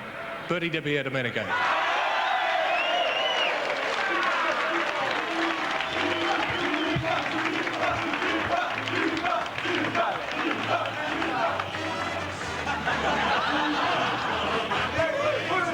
Bertie, I see you brought your own fan club here tonight. Now, I know that you're not the most enthusiastic guy at any time, but tell us what you think about the win.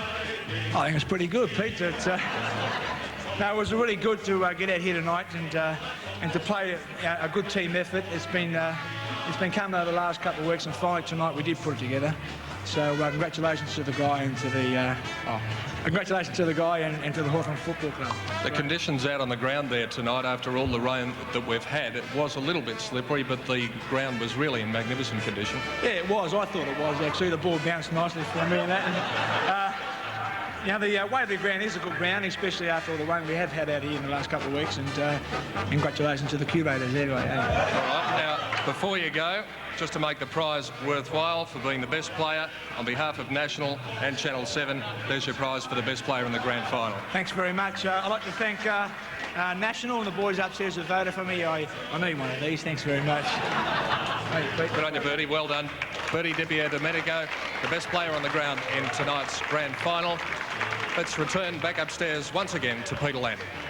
Well, thank you, Peter, and congratulations to Bertie Domenico winning the National prize, and we'd like to thank National for being with us during the 1985 season of the Foster's Cup. And that prize has, of course, been awarded every match night. And as I said, we'd like to thank National for being with us. And, of course, the car, of course, is to be judged on. It'll be presented on World of Sport in a couple of weeks, That's I understand, right, Luke. And that's judged on the best performance was throughout the series, isn't it? Yes, and that just about takes it out. Hawthorn premiers in the Foster's Cup for 1985 on behalf of everybody involved with not only tonight's telecast but right throughout the year, to the boys that have worked with us through ADS Channel 7 in Adelaide. We thank them for their contributions. Lou, And Bob, thanks for being with us again. Peter Donegan and Jack Edwards, and as I said, all involved, our director Don Fitzsimmons, and a very capable cameraman and crew. Good evening to you all from VFL Park.